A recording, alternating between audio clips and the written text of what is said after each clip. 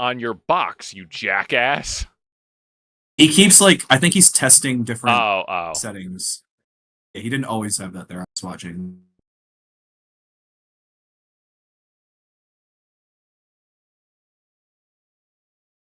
Still don't know what you're saying.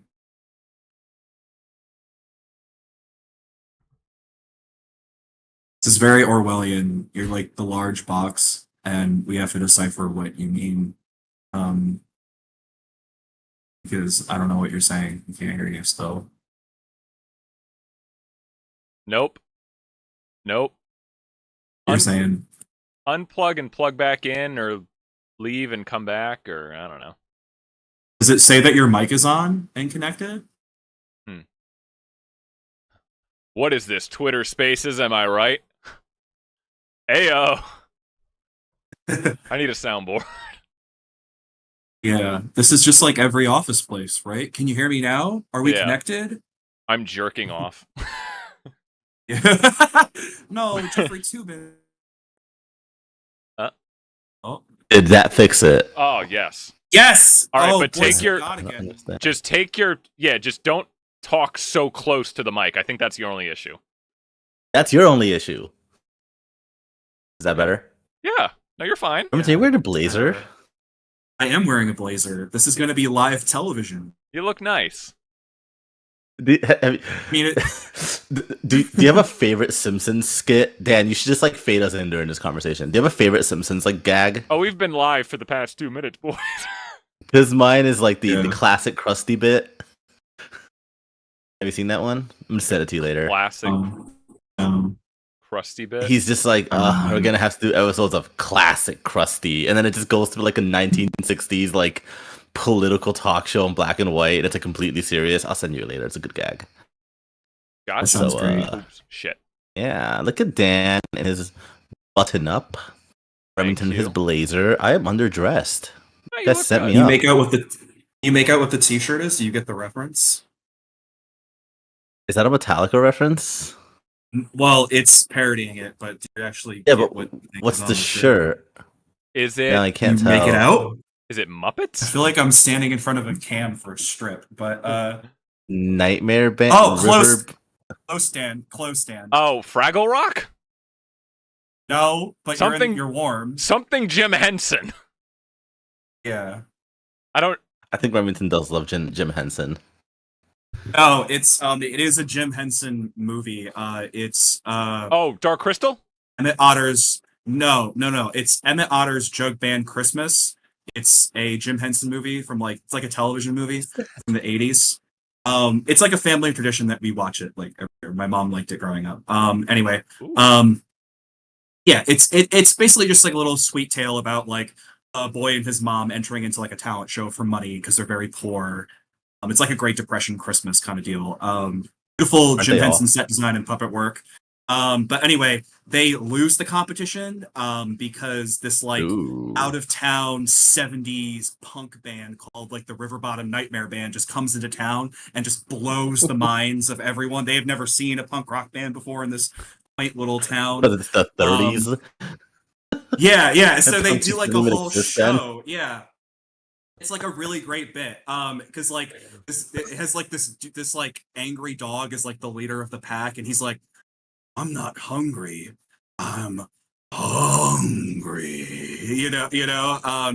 And yeah, they sing like this like really egotistical song. And yeah, so I always like that bit. So like I don't remember if it was my family or a friend of mine who knew I liked the show, but they got me like a t-shirt that I wear sometimes. I love how you have a t-shirt for a fake band. I always love that bit. And I love this like idea that in this movie in the 30s, it wasn't like Lou Reed or Iggy Pop or like Johnny Ramone that started punk rock. It was a freaking it was like a dog band in the 30s. They weren't all dogs, but their leader was a dog, yes, an anthropomorphic dog. Well, speaking of anthropomorphic animals, that's a good. Did I pronounce that right? I never knew how to pronounce that word because I don't care. Anthropomorphic, yeah, you did it. You nailed it. Solid segue. Speaking of anthropomorphic, Remington, this is your movie. You should introduce the movie and why you like it so much. Then I'm going to talk about why I hate it so much. So you know. Welcome to Eyes Wide Watch Club, folks. This is our new thing that we're trying out. So let's see how this goes. It's the same thing as the last time, but again. Yeah, And with me. exactly. With We're back for the Remington. first time ever again. We're just copying Yeah. Sardonicast. It's So okay. Not his takes, but their format and style and friendship. Andy is white. Andy's white with a red beard now. yeah. So Remington, we gave you the first pick. You suggested Fritz the Cat, 1972. Why don't you go ahead, start us off, introduce the movie, and tell us a little bit about why you picked it. Listeners, transport yourself back in time to the great year of 1972. Richard Nixon is running for re-election. Watergate happened. A few years ago, MLK and RFK and Malcolm X, they were all killed, right? It was a time of radicalism. It was a time of, great upheaval in our country. And enters a man, a bold vision. A vision to make an animated movie by adults, for adults, for all adults. That man's name was Ralph Bakshi. And that man, he was a fan of the underground comics movement, which was a movement amongst artists and cartoonists at the time in the 70s, very prominent in New York, that was making underground comics. Because, of course, for a lot of their time in our country, they were heavily censored by the Comic Codes Authority. So the underground comics movement was different independent artists kind of putting their stuff out there on the street and kind of just gaining organic popularity. That's actually where Mouse comes from. That famous graphic novel was originally released like in a series. And so the cartoon strip, Fritz the Cat, was created by R. Crumb, kind of as like a little loose, like comic strip style, fun little banter of his experiences as a leftist in New York in the 60s. Put to page as like anthropomorphic animals getting up to hijinks, essentially. And so Ralph Bakshi, like the strip, he thought, I can make a movie. And I can make a movie that's not constrained by kind of like what studio animation is these days, which is, Disney, right? And so there you go. We have Fritz the Cat, the first X-rated adult animated film. Boys? Yeah. So now, correct me if I'm wrong. This is your favorite movie, right? It's not like my favorite movie of all time, but it's one of them. It's like a top 10 for me. Okay, cool. Yeah, so I guess Gene and I will just give first general impressions. Sure. So I'll start. No, I actually am pretty positive on it. I liked it. Tiebreaker. Ha! No, so actually, funny enough, I have actually heard of Ralph Bakshi. How do you say his last name? There you go. Bakshi? Bakshi. Bakshi, Daniel. Like Bakshi. Okay, so I've actually heard of him before, Like a and mantra. when you first told us about this movie, and you've told me about this movie before, I was thinking, where have I heard that name? And then I looked on his letterbox, and I noticed, oh, this is the guy. This is a name. He is a name. He's the one that Still alive? maybe. No, I think he passed away. Okay. But he was the first guy that brought Lord of the Rings to life Yes. with the first animated film, right? That was him? Yes, this is the guy. That's like one of his big movies. He did the 70s animated Lord of the Rings movie, which I also am a big fan of, and maybe we could cover one day. He also did this movie that's not very popular, Cool World. That's one of those early movies that was first merging live action and animation in the same movie. I see that movie referenced a lot in comparisons to Roger Rabbit. So I was aware. I was like, oh, this guy isn't that obscure. For film nerds, he's a legit person. But yeah, so I mean, So went into it, watched it. I think it's a really good and interesting piece of like Western animation history for sure. As far as some of the ideas and what he's getting at with it, I think are a little scatterbrained. But we'll get into all that stuff and just what the intentions were, and because clearly he was trying to say something with this. But we'll get into all of that stuff. My main takeaway is that this guy really just fucking hated everyone and everything in the 60s, like relating to anything socio-political. He just has it out for everyone. And we're all just a bunch of like virtue signaling filthy animals at the end of the day, and that's kind of where it left me. So I'm overall pretty positive on it. But I'm head scratching on something, but I'm sure we'll get into that. So Gene, Yeah. what did you think of Fritz the Cat? Can you guys hear me still? Yep. Yes. Oh no, I sent you guys my 2 impressions. Just don't have your. Just don't have your. Terrible. Just don't have your. Just don't be so close to your mic. You don't need to be so close to the mic. Okay. That was so terrible. I think you just gave me cancer. It's like, okay. I looked at like reviews for it. Like Wikipedia was like, oh, people found the plot like unfocused. Yeah, that's probably my biggest gripe with it. Like I appreciate it for how Dan said, like as an important milestone in animation and like Western film history. Like that's I do really appreciate that. And I don't know, Wiki posits that it's like an influence for like, yeah, you wouldn't have like Family Guy and South Park and all that. Like without it, I totally understand that. And as a huge fan of animation, and I guess I appreciate the effort, especially back then, how Disney dominated the market, and someone was like, I'm gonna stick it to the man. Like I love that, sure, but goddamn, that I was not a fan of the movie. Like it's just like I found it like an unfocused set of like episodes. Like how when like I don't know if they do this anymore, but like when you like Remington, like the 2008 Clone Wars movie, which is just the first 4 episodes or whatever put together as a movie and released in theaters, it gave me that kind of vibe. Like we're gonna take these 4 episodes, put them together into a longer running time, and now it's a movie. Which I mean, I don't know, because it's just like 4. I understand the premise of like this cat kind of just stumbling from adventure to adventure, and they get really wacky. And I do love when animation like uses animation, like animation, you can do anything with animation, and I love how the movie does that. Like there are stuff I do like about it. I'm not trying to be just a hater, but like it's just so unfocused. And like I just can't get past that. Though I do love that the cops were pigs. That was actually really funny.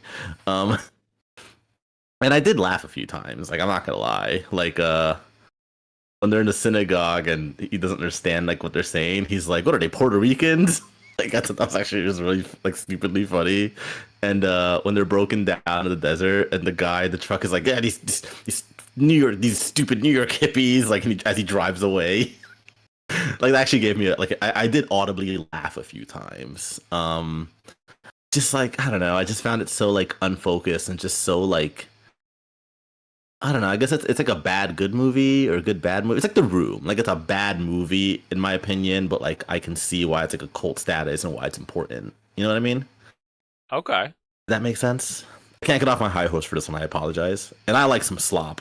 It was mainly you. So you're mainly hung up on the like the idea of it being unfocused. It's just so unfocused. And I think also how Dan, like how you said, it's like this guy who just doesn't like any aspect of the 60s. Like I just found it so like when he's like burning his notes and burns down the freaking like the whole building by accident. He's just like making fun of all these like intellectual. I got such a vibe of like, I'm so much better than everybody because I'm holding coffee while everyone's a phony. Like, well, I don't think you're like the purpose as like a you're not satire supposed and to a like toss-up him.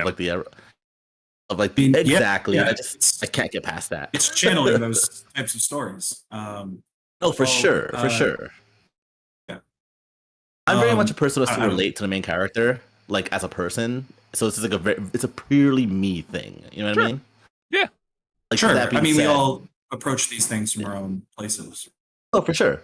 But as a purely, like I said, as a pure historical piece of media, like I do see its importance, and like I do appreciate that. And again, like I love like you're watching this movie and a race riot happens, and then the U.S. Army, the U.S. Air Force bombs New York City, and as Mickey Mouse cheers, like that's so stupid and like something you can only do in like animation. I love that shit.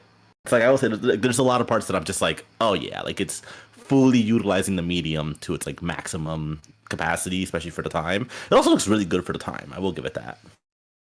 Yeah, And one it's thing aged pretty well. Like the animation doesn't look like terrible. one thing you touched on, Gene, that I just wanted to piggyback off on real quick was I think my favorite part of this entire movie was some of that like you said, it's using animation to the fullest extent it can, in specifically in its transition sequences. And like it'll just go on like these weird interludes that are pretty trippy. And just when it's Yeah. all back in the day, it's like hand drawn animation where I'm just a sucker for it. I mean, there's some transitions that they as they go from adventure to adventure, like just kind of little like vignette type things, like his little different crusades that he goes on. Yeah, there was so many cool just playing around with like it almost seemed like there was watercolors and the needle drops like before the bar scene when there's just like a tapping crow or something, and then like he's like changing colors. It does get legitimately trippy at some points that I loved. Like unironically, I thought that was great. So that is my favorite part of the movie. But yeah, Remington. So let's start off with this. So what do you think? Like Ralph back backsees backsees. What do you think like his main message or meaning of it was intended to be? I mean, yeah, it is kind of like what Gene said. It is left punching. That's kind of what its project is. And so much so that actually it ignited a feud between him and R. Crumb, the guy who created Fritz the cat. I did read that. So yeah, they did not get along. He hated the movie, and he actually tried to actively blackmail any artist who worked on the movie. It's not blackmail, sorry, blacklist. That's a different word. Actively blacklist any artist who tried to work on the movie, any like anyone who was involved in animation or like teaching animation, that favorably like brought showcased this movie. He like did not like them. And used any like influence he had to like um tarnish them essentially and go after them because he so despised this movie and he thought it got his work entirely wrong. I've not read his cartoons personally, but my understanding is that Bakshi lifted a lot of like the tone from those, and mostly what his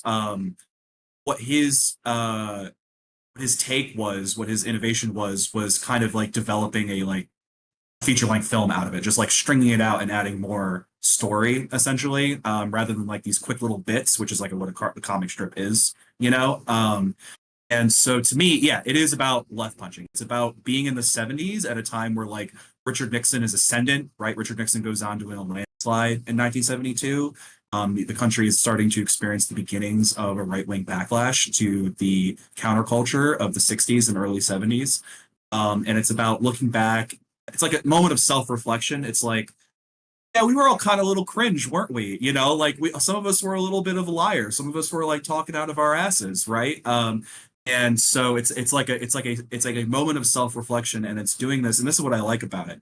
Um, it's a story of like this grimy Tom Sawyer kind of character who is always like spinning a yarn, always like trying to get himself out of a situation while getting himself back into a situation.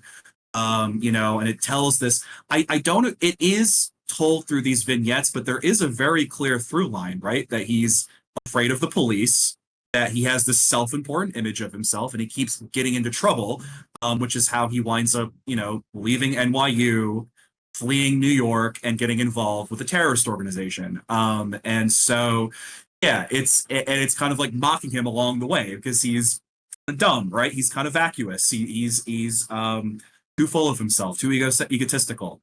And so, yeah, I do think it's a story of left punching. And I do want to say what brings me to this movie also, and this is probably why it's stayed with me all these years, is I think that when you know how when you're a teenager and you start like quietly developing your own taste, stuff that maybe your parents wouldn't approve of, stuff that you sneak, this was that for me. And maybe that's like a strange thing to say. But like I think I just read about it somewhere online and I was like, oh, that sounds funny. And then I just like watched it one late night when my parents were like in bed. And yeah, as like one of those like forbidden movies that I'm not allowed to watch, like, and I watched it. So yeah, it does have that sort of special significance for like, I don't know, when it was like 15 or 14 when I saw it. So yeah. So edgy. I could see that. Mm-hmm. Yeah, I mean, Well, I was gonna ask, how did you find this movie? Like, can you just explain that? And like, how old were you when you first watched it? Or unless Dan wants to go first. no, go ahead. Yeah, like I said, I think I was like, I don't remember what precise age, somewhere between like 13 and 15, I want to say. I think it was still on YouTube at that time. This was like a time when YouTube wasn't as good at like cracking down on like copyrighted content. So like you could just go online and be like, Bug's Life full movie 1990 wait, and you can like find it. And so like yeah, it was just like on YouTube for years. And so I just like went on YouTube and I found it and I watched it. And that's how I watched it the first time. How I first heard about it, like I said, I think I was just like flipping through things. I'm big on like just like random Wikipedia surfing. Again, you can make judgments about me if you want. I will fight you.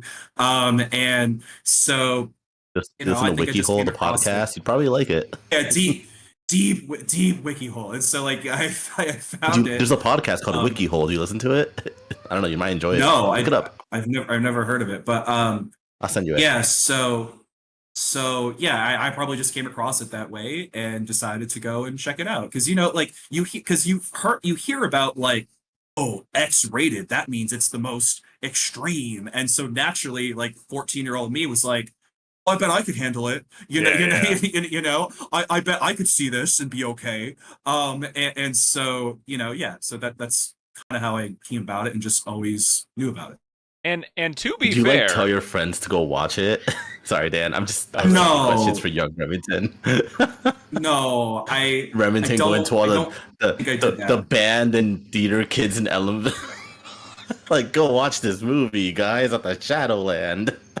And to be fair, it does deliver on that X rating. And even it does. And even after that first like the orgy thing in the beginning to like it's almost just in a way it's kind of the opening set piece and the tone setter of the whole movie is like, oh, okay, this is what it is.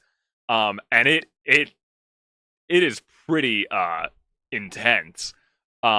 Just with not even the acts that are happening on screen, but just the small animations of certain things and the way characters are moving in certain moments. I'm like, oh, it's truly like porn levels. I mean, this would make like a furry deviant artist blush, you know? Sure, it's out there. If you do some risky searches, I'm sure you can find it. I'm sure. Yeah, I was pretty I did read that some of the animators were kind of like embarrassed to I mean, that's what was going through my mind as I was watching it. Like, wow, man, people had to sit there and draw frame by frame by frame, and they knew what they were like doing just with the way the characters were moving. But yeah, so basically it starts off, yeah, you're not meant to like Fritz. He's a pretentious, self-described intellectual, but it's made very clear off the bat that he's just, just trying to get pussy like any way he can. And that's and this to is be literal, listeners. This is literally how the movie opens. Like, this is and it honestly, it's a lot of that stuff is relevant today. Like, we've all known guys like that. I have, at least. We went to college. We've seen these types. I've definitely known guys like this, and it's God, do I have such. I was on the movie side. I was like, yes, I can't stand any of these groups of people either. And I because there's so many people that are, they'll try to like present themselves as deep, intellectuals. It's a trope at this point, um but I actually wrote down what exactly Fritz, like his opening thing, right? When he uh when he sways those girls initially in the park in the opening, I was like, what did he actually even say when he starts like doing that temper tantrum and just going, "Oh, woe is me." This is I wrote this down. I took notes. This is the exact words that come out of his mouth. "Oh God, oh Jesus, my soul is tormented. I've been up and down the four corners of this big old world. I've seen it all. I've done it all. I've fought many a good man. I've laid many a good woman. I've had riches and fame and adventure. I've stood face to face with danger and death countless times. I've tasted life to the fullest, and still my soul cries out. Yes, cries out and is torched, hungry, racked." I like some monologues will just kind of trail off, like due to like the audio record. I don't know. It's like I don't even know some words of what they were saying. It wasn't even audible. But I'm thinking he's trying to like posture as this like tortured artist or something. But for most of the monologue, he's just bragging about like, "I've lived such a good life," And then at the very end, he just tacks on like, "But my soul is still hurt." Like it's the most platitude isn't even the right word. It's like he's literally just saying shit. Yeah, because the movie is telling you that he sucks and he's lying. And he's obviously doing this for a reason. But no, like if you think about it, what he's channeling is like a lot of what music is like at that time, if you think about it, right? Every song in like the 60s and 70s is like, "Hey baby, I'm so cool and I'm so sad and I wish I could have sex with you and you don't want to have sex with me, but I love you and I just know we'd be happy together, and look at my pretty guitar, woe is me." Like that's kind of like what it's channeling, right? And it's kind of channeling like it's It's literally like like Bob if you Dylan. lived in this time, this is literally a type of person you would see in like Washington Square Park, or you would like Bob Dylan, not in Washington Square Park, but like in the Village, like a type of person you would run into at a coffee house in the Village. So it's But capturing a type, which is you, also like you still will run into this person you in the village. still would. It Yeah, still But, exists. it's you would plot relatable. them as fake a lot more easier because you'd be like, "Oh, this is a hipster, and I should avoid them." And that's what's kind of cool about this movie too, is because it's made so close to the time period that it's getting at. It's almost like a weird window, like a weird time capsule into like a specific moment. Like it's trying very hard to talk like these people would, to have their characters dress and act like these people would, because it's being staffed and made by people who either are part of that or have some connection to it or are familiar with material, closely familiar with material that these people have put out. So that's another thing that I always like. Like, for instance, in this opening part, one of the funnier bits of the movie, before Fritz makes his move on those three girls, and they're in the park, and they walk right past like all of the like thirsty white boys playing their guitars, and they go right up to like some just random black man just minding his own business, and they're like, "Oh, we know the plight of the black man, and we're so like savvy and race conscious." And the comment that he You're makes so is like, oppressed. It's so hot. yeah, The way you've been yeah, oppressed. And I'm Jewish. I'm also oppressed. Almost as much as you yes, have.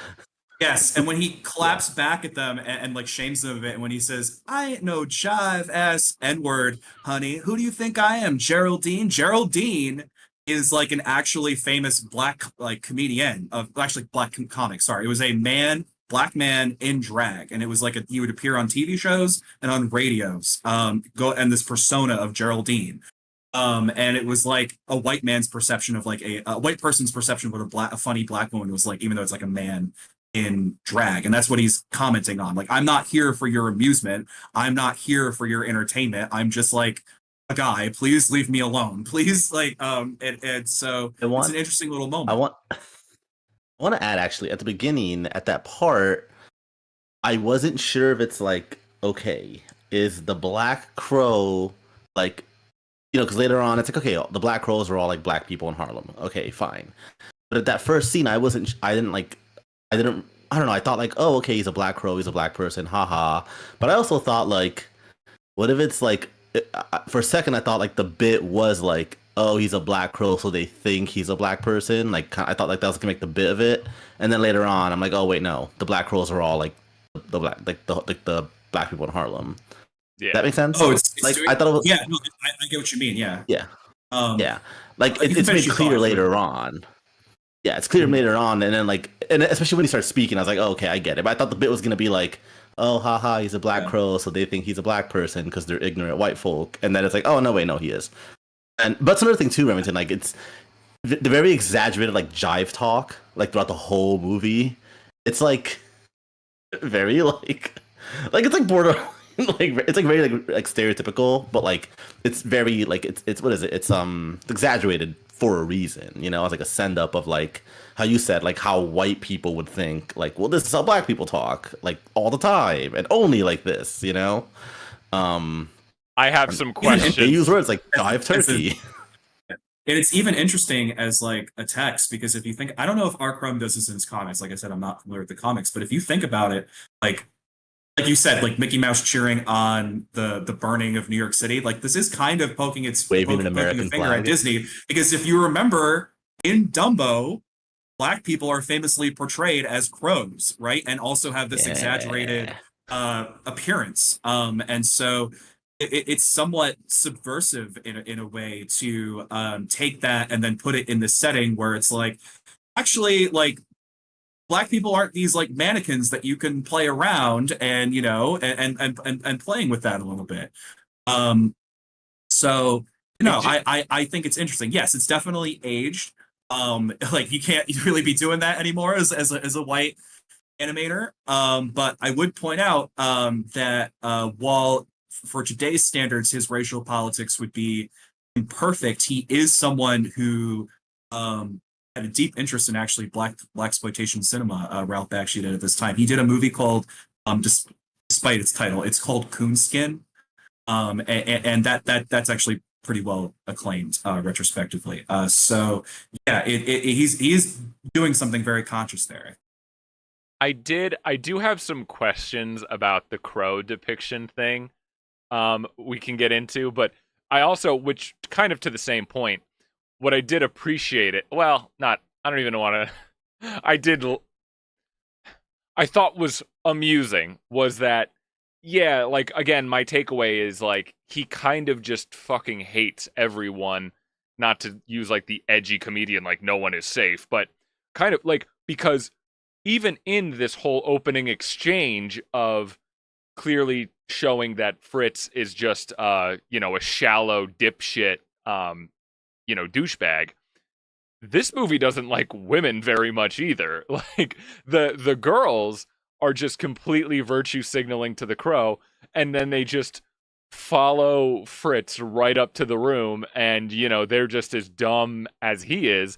And I love the line where he's talking to them after that whole monologue. He says, "You must save me by doing so, and you too will be saved," as he's just like groping her tits. Like there's no consent like at all in this movie. Hanging out with Charles Manson. And then the girl goes, join our souls in sacred truth. I mean, like literally he's not even trying, he's just saying shit. Even by today's standards, he's saying anything. He wants to get laid. Just he wants to get it's just laid. Timothy He's just making shit up. It's Chalamet's character in Lady Bird. And then the girl says, or no, he says, "Together we shall learn the real existential essence of the life force." And then the girl goes, "Yeah, existential. I heard that word once." Like, so this movie doesn't really like women either. Which I can appreciate, by the way.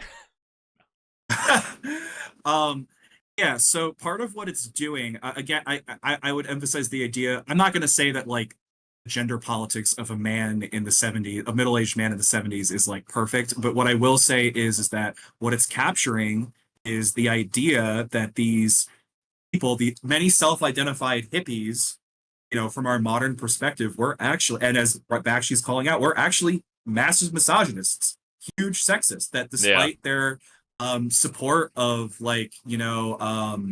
ERA that was going on around that time and their support for women's lib, a lot of them in their own personal lives still kind of thought, yeah, my hot, smart girlfriend, once we get married, you should keep my house clean and not work anymore and bear my children. And they didn't really abandon the like interpersonal values that were given to them by their dads, right?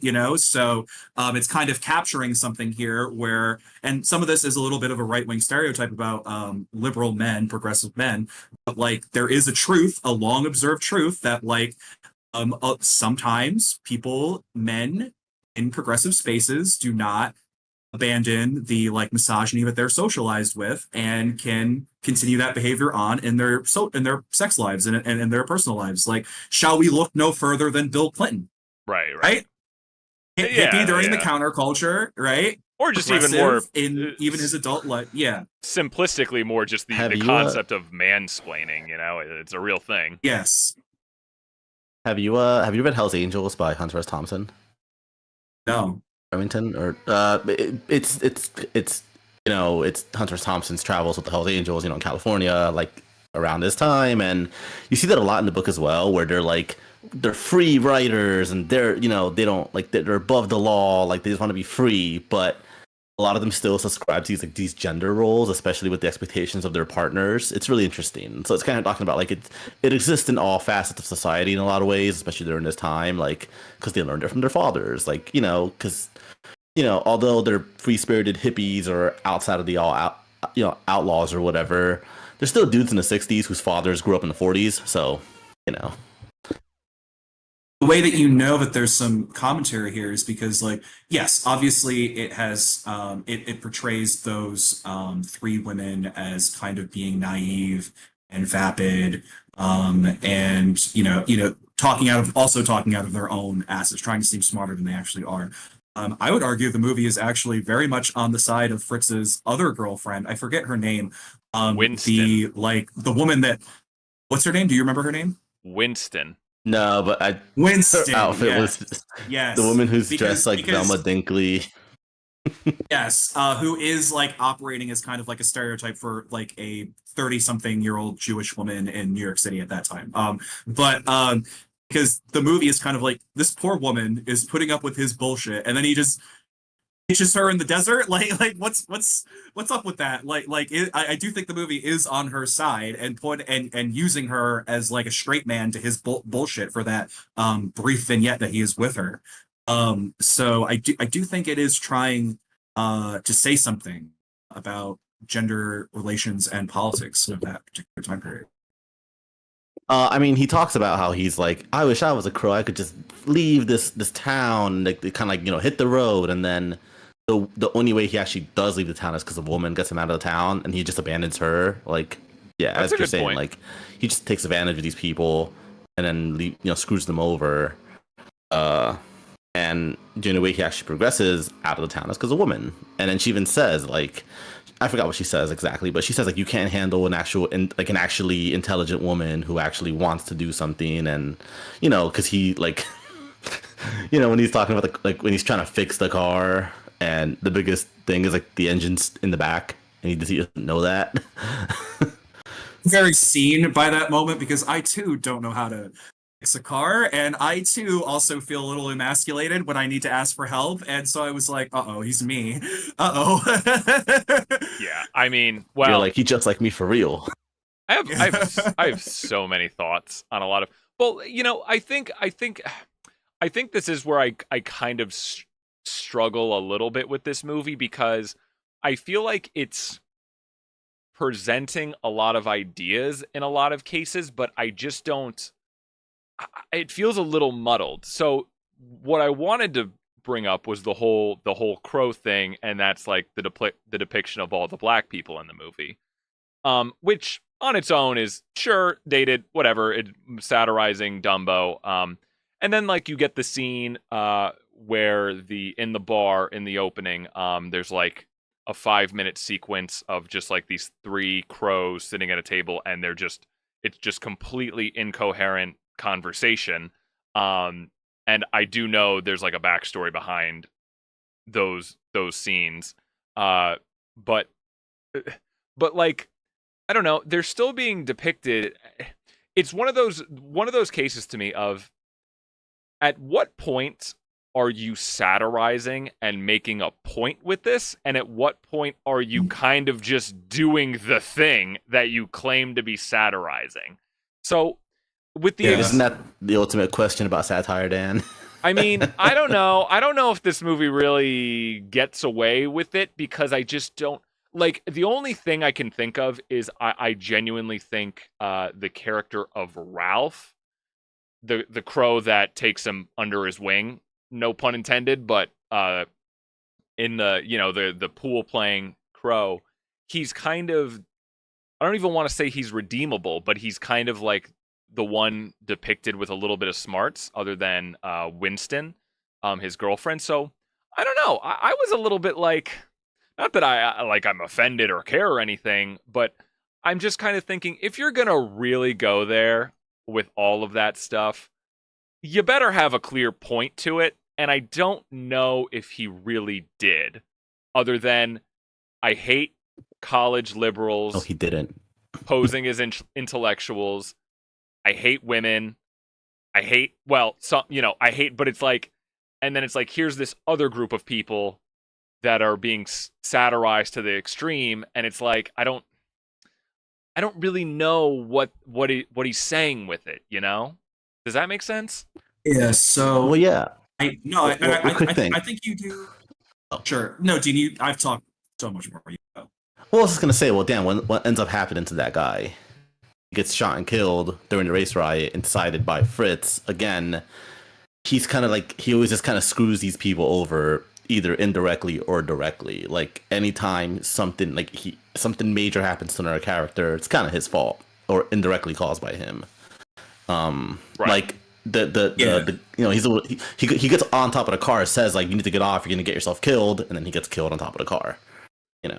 Yeah. So, and Gene, that was actually what I was gonna say, is that unfortunately I do think he had a point, and this is where maybe his racial politics have not aged well, which is that he's kind of saying that well, all of these bad things that have happened to Black people, like the violent crackdown that was actually going on at that time as a backlash to the civil rights movement, and the riots of like '68 and all that, like the Long Hot Summer, is because they were manipulated by tricky East Coast elite white college students, right? It's kind of like this paternalistic view where it's like, yeah, he does think Black people have like individuality and dignity, and chafe at the sight of like white liberals pretending they know better than them, but he takes that too far, and it turns into like kind of like this gross paternalism where it's like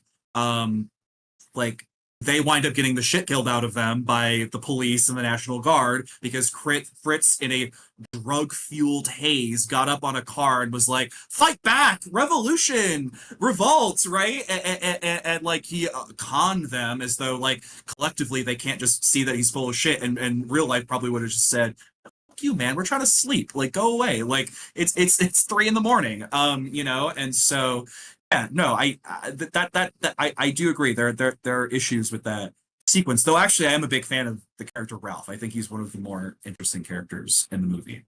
Yeah, for sure. I mean, and yeah, we could even just talk about, I mean, his death was easily like not the climax, but the most emotional and visceral moment in the whole movie, aside from all of the shocking sex stuff, That was, I mean, even the way it was animated, just I was like, oh my God, I feel this, the and again, like just these interludes and these, the pool balls bouncing to the heartbeat, and then he just like falls so dramatically, and then you even see like animated his last breath coming out of his mouth. Like that's pretty, I mean, that was pretty artful. It was brutally artful the way it was done. Yeah, it was visceral. It was meant to be a gut punch. But yeah, yeah, it does give Ralph that sympathetic, okay, it's almost like a, yeah, not all black people, but like, they're still shooting up in the alleyway and stuff, and they do talk really weird. That's kind of, um, I don't know. I don't think there's enough in the text to kind of like, he's just doing a lot of the thing. I feel like, Yeah. with not so much. I don't think know. it's- I'm torn. yeah. I'm torn. I'm just torn on it.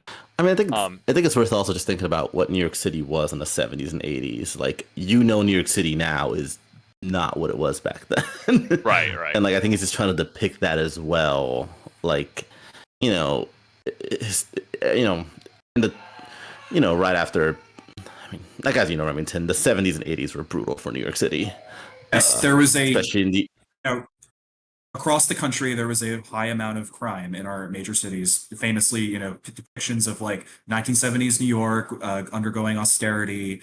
Right, like we've all seen the images of like the subway just being like in graffiti, and many of like the crime horror stories from that time. I think reason, there's some research that shows there was the equivalent of like one terrorist attack every day in New York in like the 70s. I don't remember what section of the 70s, but that's like a pretty famous statistics. Like, students throwing pipe bombs. Like, yeah. What's the group is it with the Red Berets? They like formed to like patrol the subways. oh, like, the Guardian protect, like, black Angels. people. They, Yeah, those they're guys. still real. The Guardian Angels, and You have, Curtis like, Lewa, the vigilante first who groups. founded it, ran for mayor last cycle. So yeah, and they're still around. You can still see the Guardian Angels. They're still hanging out. They're just yeah, like but I'm saying like you have like markers. legitimate like vigilante groups forming Yeah. because it's so bad. Yeah. What is in the end of that? And just I don't know. There's all of this sounds so good. And actually, not that I really disagree with anything you just said. So like I'm thinking at the end of the riot, and they send in the jets, right, and everything breaks into hell, and you do get that funny shot of Mickey Mouse, Goofy, and Donald Duck or whatever, like waving the flag. They're just in silhouettes, and cheering on the jets. I feel like in concept, yes, that is a very funny image, and he's like taking the piss out of Disney. But what is it like really saying? Like, what is it critiquing? Like Disney is authoritarian? I don't know. Like it just seems some of it seems a little platitudey to me of some of this movie. It seems a little like this sounds like a good Yeah. idea, but I don't know if he really like thought some of this out. I What think do the you- idea is because Disney ran the animation like market back then. Like they just had a heavy like monopoly on it back then. Like there was no competition to Disney, especially then. Like now we have multiple studios and Disney still owns everything. But especially back then, like who else was doing animation? I mean, because animation's also been very expensive, like always. Right, but So Yeah. but therefore Disney is patriotic and supportive of like the police and the military state. Like I don't, you know what I mean? Like it just like Well- yeah, it's like yes, critique of Disney, but how? What? I guess Well, I mean, Disney famously did a bunch of pro-war propaganda during the World War II era. You can still go and find that and look that up. Okay. And Maybe I'm not familiar. Yeah. And also, well, I don't know like what Disney's record is in terms of like politics regarding the counterculture of the 60s. If I had to venture a guess just by interpreting the images, I think what it's trying to say, and we can maybe disagree, and even look at how well it says it, but I think what it's trying to say is kind of like how these things tend to go, which is that he, in Bakshi's view, he is saying that Black people suffer because white agitators convince them to go and riot over very real issues. That then causes a massive backlash from actual white elites that is either sanitized or glorified by a adoring media that turns it into something like Disney would, into something that's like digestible for the public writ large, maybe is not in the city witnessing it with their own eyes.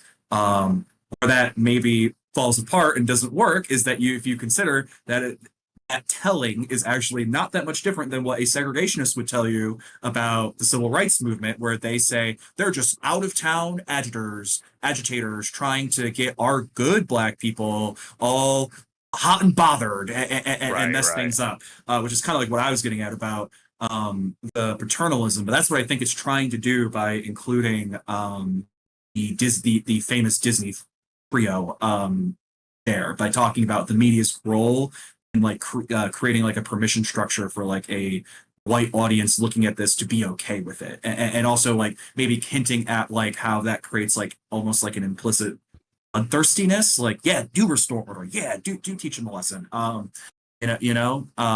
Yeah, that This is animation, so it's all like moving frames, and it's meant to be like interpretive. I think I do think there's like kind of like a mosaic feel to some of it, like some of those, like you highlighted, those transitions when it gets all like oh, watercolory and it's all yeah. musical, like that's like deep, like we're entering the plasma and we're trying to like figure out what this means, and I do think that plays with some things, but yeah, maybe there are some execution issues there, No, certain. and honestly, that all really sounds convincing, and it's not even me calling bullshit. It's more of just me being like, I feel like there definitely is a needle to thread here. I just don't know really how I should thread it. Like, I'm just like my lack of knowledge, you know. And I and I Mhm. I do I do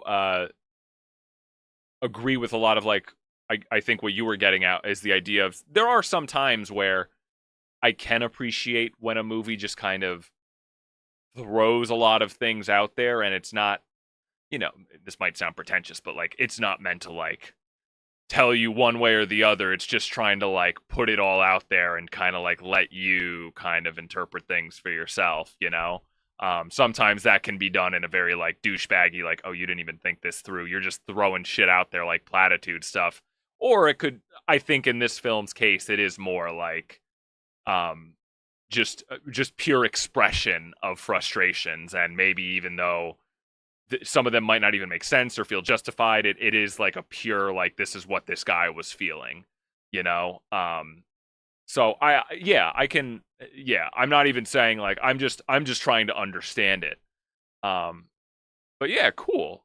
Uh, One thing I did want to talk about too was Remington. You probably know this, but I was just reading some of like the IMDb stuff, and so the there are a couple of conversations in this movie, specifically like right in the opening, the construction guys, the synagogue, that 5 minute scene in the bar with the three like drunk black people.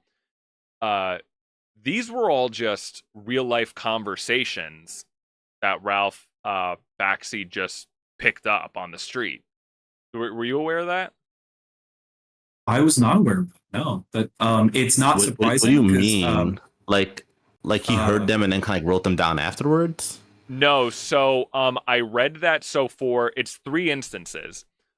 So with the opening, the pig on the construction workers, the pig talking about his daughter, that's audio from a real recording he got from a guy on the street in New York City just talking to him, and he asked him like, "Oh, hey, can I like record this conversation?" And he just used snippets of that in his movie. Um, that's the first example. The second example, in the synagogue, where you get that you wonder, or like when they first show the synagogue, you just get like 3 minutes of this very almost inaudible dialogue of these characters just talking of like nothing that's really related to going on. I believe the synagogue, the three old men sitting in the synagogue, that was a real life conversation. I think it was his father that he recorded for that scene. Like literally just improv, just recording them having a conversation. And then the third Yeah. one was he went to a bar in Harlem and just, I guess, recorded three black people speaking, like, and talking to him. And that's why if you go back and listen to those scenes, they really have like nothing to do with what's going on. And I'm sure, they're cut up and, edited and stuff. And you can clearly tell from those conversations that they're not voice actors, it's real people just having a conversation that he chopped up and stuff and animated over. So I thought that was a really interesting choice. But I guess in the case of the bar, I can understand he went to a real bar in Harlem, so he was just trying to set the tone for what a real bar in Harlem would be like at that time period. And then the construction workers, I mean, he was having some sort of philosophical conversation about how to raise a family in today's day and age. But then the only reason I bring this all up is I don't really understand the whole purpose of the whole synagogue sequence. Someone walk me through that.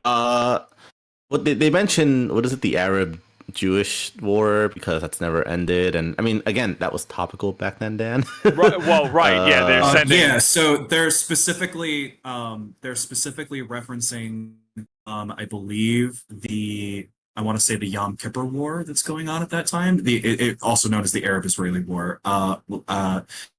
And specifically, like, when the news breaks that like the U.S. government has agreed to send more weapons to Israel, obviously all of the rabbis and Jewish congregants there get up and they start like dancing and cheering and stuff like that. So yeah, that was very topical at that time. As far as the overall sequence 73, right? Movie came out? Yeah.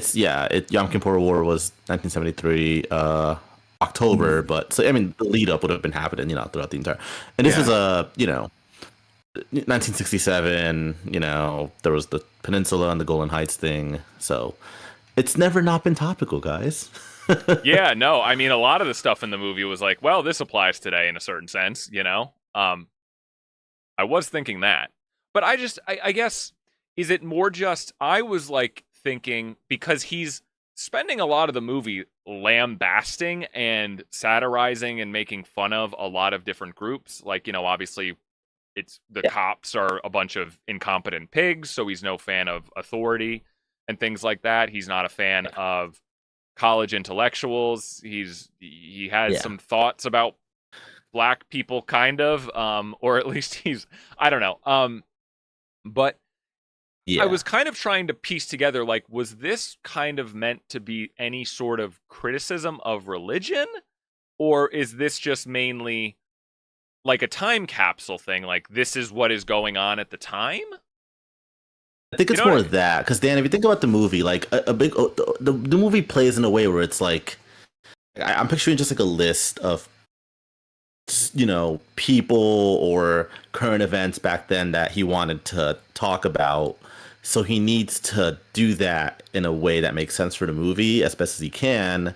So since Fritz the cat is like the avatar for that, like he just has to put Fritz in these situations. So easiest way for at least the Jewish part is just, I don't know, he runs into a synagogue because he's a fugitive now. Like, again, and like think of it as like a filmmaking perspective. Not the best way to do it, but like got the job done. Yeah, no, I mean, like that's how I see it. I think Gene's right about that. Because, it is like an old trope of like someone on, the fringes of the law trying to run into a place of worship for sanctuary. Like you see that in a lot of different movies and stories. Like what comes off the top of my head is like, Hunchback of Notre Dame, right? Esmeralda, she tries to take shelter. She does take sanctuary in Notre Dame, which is why Frollo can't really touch her. Obviously the church famously gives sanctuary to Quasimodo, right? Like it's a trope in stories. And then as far as giving like a textured depiction of New York City, that was a big issue. I did like a quick search. Yes, the lead up to the actual Yom Kippur War basically began right after the 6-Day War in 67. Throughout the early 70s, like Egypt had been threatening war essentially, and so like there were huge tensions going on at that time, and so it's getting at something that is topical in that sense. I do think there is a running commentary about like arms and like aggression and different groups' connections to authority that is a through line throughout the movie that it might be getting Like at. But Assassin's also, it's Creed. just like a funny little aside, right? You know, it's funny that the cop is like, "Oh, these are my people. You must be respectful." Like, "Oh, these are the people you think are worth Oh, right. Yeah. respecting and showing dignity to." Yeah, You that's a know, good. Yeah. Did you yeah. notice? I've never been into a synagogue, but the synagogue felt very churchy, and I've spent a lot of time in a Catholic church. Like I noticed all the stained glass was just like Star of David's. Like I don't know, is that how synagogues look, or was this also kind of like a commentary on like it's a Don't church? I know. don't know. Did you notice that? Like it looks like a I church. know. I know. I wouldn't Yeah. know. Yeah, I wouldn't know, but I do see what you're saying that it does look churchy. I've never been It inside looks a like a synagogue. Catholic church, and I've spent a lot of Yeah. time in a Spanish Catholic church, and that's exactly what they'll look like. Yeah. Well, uh, Something I noticed that I found actually really interesting, and I was like, wait, there's a bunch of stained glass everywhere, but it's not like apostles and Jesus, because it's not going to be that. But they're like in pews, and okay, I'm a big dumb boy. What animals were the rabbis? I have no idea. dogs. Were they? Like, does anyone know? Horses? Let me was trying to do a quick They're all the same, like, then they're all cats. rabbis No. too. Did you notice that? Like, they're all rabbis. Yeah. And I'm sitting there, I'm like, what Yeah. animal are they supposed to be? Like, what is the commentary here? Well, of course they're all That's what the I was trying to same figure to out. Eugene. Huh? Uh, And they had like large like snout, and I was like, is that a large nose joke? I don't understand. Like, I'm seriously trying to figure this out. Like, it's like the entire time that scene was going on, I'm like, what animals? See, are and they? that's actually why I was kind of excited to talk about a movie like this. This actually was like a really good choice for something to talk about because, yeah, like I can see where it's just okay. This is time capsule. Religion is a big thing. I think he is Jewish, and he was referencing this was his. I believe that conversation of the rabbis in the beginning was his father, that he recorded. But like the way the movie has trained me thus far, I am meant to kind of look for some sort of critique. But maybe that's just on me. That like I should have been like, okay, maybe they're just kind of throwing it out there, and like you said, it's kind of like an aside. It's just trying to depict New York City and give you more of an idea of the time, and like you said, a lot of running ideas of um like arms dealing and things like that, and war and violence in the streets. So I get I can appreciate that. I'm not saying I disliked it, but that's just kind of where if I had any criticisms, like yeah, it does come into like this kind of a little bit of disjointed nature of just kind of throwing stuff out there and just letting you kind of do what you will with it. But I mean, it's Unfocused plot. it didn't bother me as much. I did find it vignette, but if that's a word, but I totally get what Remington is saying there. Yes, there is kind of a through line. Wait, Remington, how many times have you seen this movie before? Like, This how was maybe often do my- you go back to the movie? 4th or 5th time watching it. Dan, would you watch this movie again? You plan on watching it again? I mean, do I plan? I don't really rewatch a lot of movies. I mean, I would watch okay. it. I would watch it again. It's only an hour.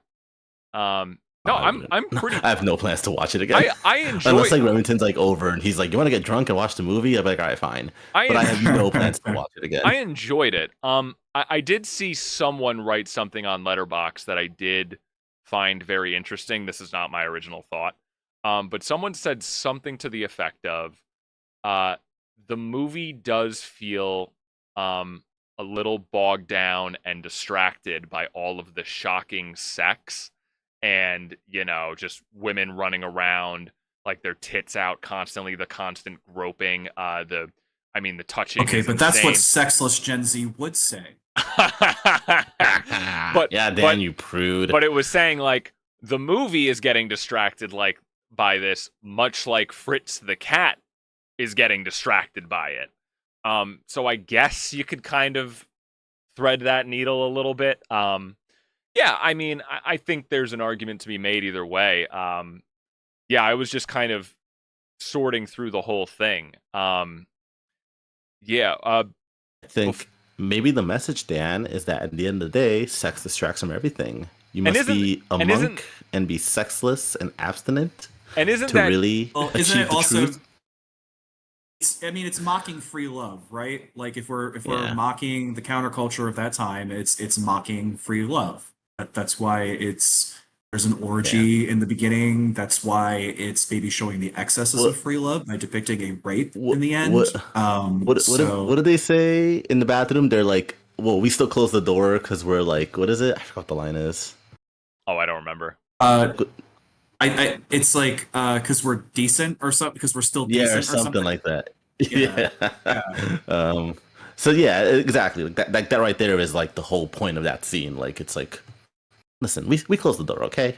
We may be having a bathtub orgy with these college kids, and we're all like drug addicts. We're probably in our 40s, but we close the door. Yeah. Close the door, and that and makes us and respectable. Yeah.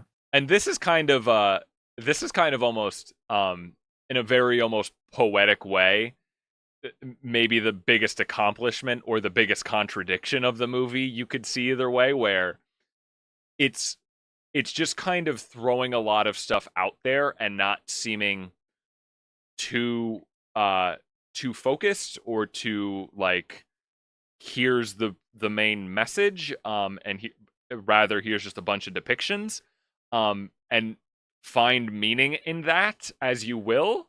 And in a way that could be like, one could argue that that is the most pretentious college level way of like intellectual of, it's, it makes me think of like Brian Griffin, like when Brian Griffin wrote a book and his like, I wrote a book, but there's nothing in the pages.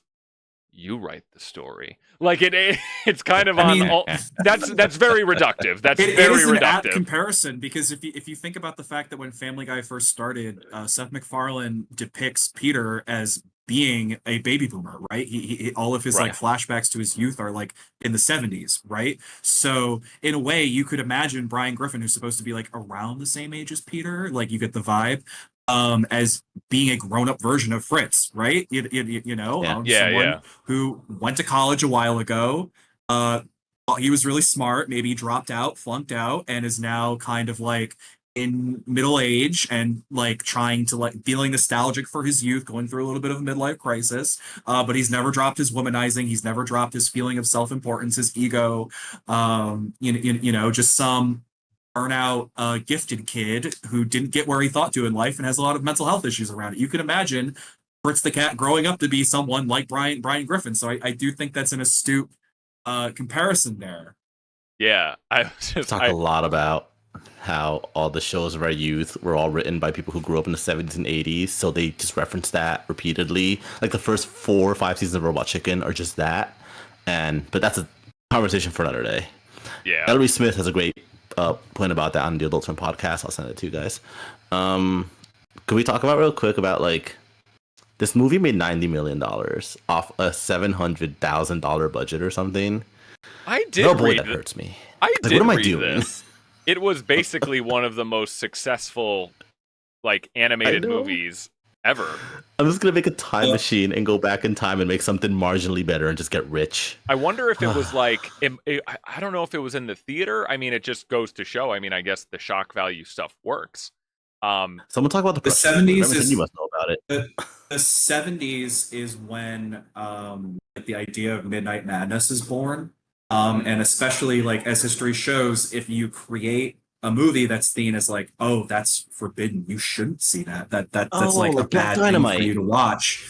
Yeah, Black and Dynamite. also Yeah, like yeah. Rocky Horror Picture Show. Also, Yeah, a more yeah. contemporary Don't make example money. is Joke. A more contemporary example is Joker from 2019, right? We all were like, oh, if you see that movie, you're gonna get shot. Right. That's the school shooter movie, The right? modern, so, the like, modern, obviously yeah. it went on to like win a bunch of awards and accolades and like did extremely well at the box office for an R-rated movie. So it's a similar phenomenon. I will Okay, do R-rated movies, like, is that still like a box office taboo? Come on, let's be honest now. It's not. But that's again for a different time. You're misunderstanding what I'm saying. I'm not saying that No, movies are I know what you're I'm saying. I'm saying just that no, the I Joker know. movie, It's not because of its R rating, had a taboo status because of its association with gun violence in our country at the time, which is why like the it interview did extremely well Watch the amongst like interview, normies. You're gonna be terrorized by North Korea. Yeah, but yeah, I thought it was actually really interesting how it made that much fucking money. I saw I saw the budget. It was like what 700,000, whatever, which I'm sure now would be like $5 million. But so I'm thinking like, oh, okay, I assumed it made like a million or two, like still made a profit. Then I saw 90 million, and I'm like, oh, well, fuck me, Yeah. like that's good. And it was something like Skinamarink, Dan. Like that wasn't, that was like what like a very small budget. So it making like between 5 and 10 million is a huge success. But 90 Right. fucking $1 million, I can't get over this, guys. Yeah, it's a I lot. can't. But it's In 1972 money. I get what you're getting It's a at, lot. Remington. Too, it's more like the narrative around the movie, the forbidden nature of it. Wait, not Remington, how did it get a release? Like just like local theaters, like that were like, fuck it, we'll play it. I think so, yes. Like I said, there was like in the 70s, like especially in New York, there were like a lot of this is a time where there were actually a lot of independent theaters thriving and popping up because like a That's decade dynamite. prior, maybe 20 years prior, that was when the studios lost control over movie theaters because of like a famous court case that came down from the Supreme Court that broke the monopoly. And so it just created a space for many independent theaters to pop up. And so you could get things like Fritz the Cat in front of eyes, Yeah. You had said that the guy who did the comic strip, famously doesn't like the movie. So like, how does that work? Like copyright and IP wise, like how did that? Do you have any idea how that worked? Actually bought the rights. So like the guy couldn't like Oh, okay. say anything. That in Bakshi's Yeah. telling, he would say that like Crumb was impossible. Classic to story please, of- and I showed him like cuts at every stage, and he said he liked them and was okay with them. And then he took his friends to Yeah. like the special premiere I gave them and realized that they were like it was like embarrassing to see. Like maybe Yeah. his movie that makes fun of them all isn't so endearing when another person is telling that story. And so like when his friends started You know not who liking also- it, he started not liking it. Yeah. You know who also did that? Evel Knievel, apparently. I don't know if you guys know about that story. Really. He like No. one of his like friends or work partners like released a book about his life, like Evel Knievel's life, and the book goes into detail about like all the domestic and all these like terrible things about Evel Knievel's like personal life. So Knievel went and found the guy and had his one friend hold him down, and he beat him with a baseball bat. So of course he got sued. The guy had to go through a bunch of PT to get his arms like working again, and the guy won in court because he proved that throughout the entire production like right into the book, Knievel always signed off on like, yeah, I approve it, I approve this, I approve this, So then when the book came out and he's like, this book talks shit about my life and family, I'm gonna beat you with a baseball bat, like, I mean, you can't do that anyway, but you see what I'm saying? Like many such cases. Yeah. I mean, there's like where a creator sells the rights, signs off on it, and then they hate the finished product. Like Alan Moore. Or or I don't know. The Stephen King what is it? Is it or Shining or some shit? No. Stephen King famously hates Kubrick's Shining. So much so that he got involved with making his own miniseries of The Shining in the 90s, which is also famously critically critically panned. Yeah. Like people don't like that miniseries at all. many such cases then. A tale as old as time. Such cases. Yeah. More topical, right? George R. R. Martin just got in trouble because he created a blog post trashing season 2 of House of the Dragon. Dude, did you read that blog post? I meant to read it. I had just forgot about it. That's so good. I didn't see that. Did you read the blog post? I didn't even know it was a thing. I did. Did you read it? Yeah. I know you're a fan of R. Yeah, I read it. We've had many discussions. I'm deep in the discourse. On this thing. I'm a Song of Ice and Fire freak. That's another podcast. We don't have to get into it. it. I know. We're terminally online. I mean, we know everything. I still had to say about this movie. I don't know about you guys. I got more. I don't know if you guys. I got more too. Yeah, I don't know if you guys have a hard out. I'm good. We haven't even covered the ending. No, I got more. Don't worry. I take notes. I take notes, boys. Don't worry. I got a dossier. So Dan's manifesto. Oh no. Oh, of course. If we're only gonna do it once a month, So before we transition, though, I want to circle back real quick when you had mentioned the canned audio that was like naturalistic, like it was just like real life conversations with people. I found that actually really interesting because to me, the opening scene with the construction workers talking on like up on like the steel beams because they're like building a building essentially. They're just on their lunch break, kibitzen. I actually think that's one of the best scenes in the movie because I think it sets the tone so well of like what this movie is going to be and sets up the themes so well. And that actually increases my appreciation for the movie when you tell me that that wasn't scripted, that was like just a Yeah. conversation that he happened to get in the can from some folks he saw talking and put in the movie. So yeah, that's really cool. No, I think it's a really We'll say, cool yeah. idea. Yeah, just as like an Yeah. No, I love that too. a creative exercise. Yeah, That's something I noticed too. Yeah, no, how you're saying, because I did at points I thought like a lot of these sound like real natural. Like whoever wrote this wrote it really well. Like where it comes off as like natural and not like movie talk. But not even yeah, it's in keeping with his methods as a filmmaker, because he's often blends animation and like the real world um frequently. So like if you I don't know if you've watched the 70s Lord of the Rings movie he did, but infamously it involves a lot of like rotoscoping, which is like ooh, alienating, I think, to a lot of modern audiences who aren't used to seeing rotoscoping like that. So it yeah, literally involves like actual actors doing things and then he just like films it and then draws over it, essentially. yeah, So yeah. like it's actually I had heard this little piece of trivia that Dan had offered us, but it doesn't surprise me in the sense that like that's like a theme throughout his work that he blends the real and the surreal into like a finished product.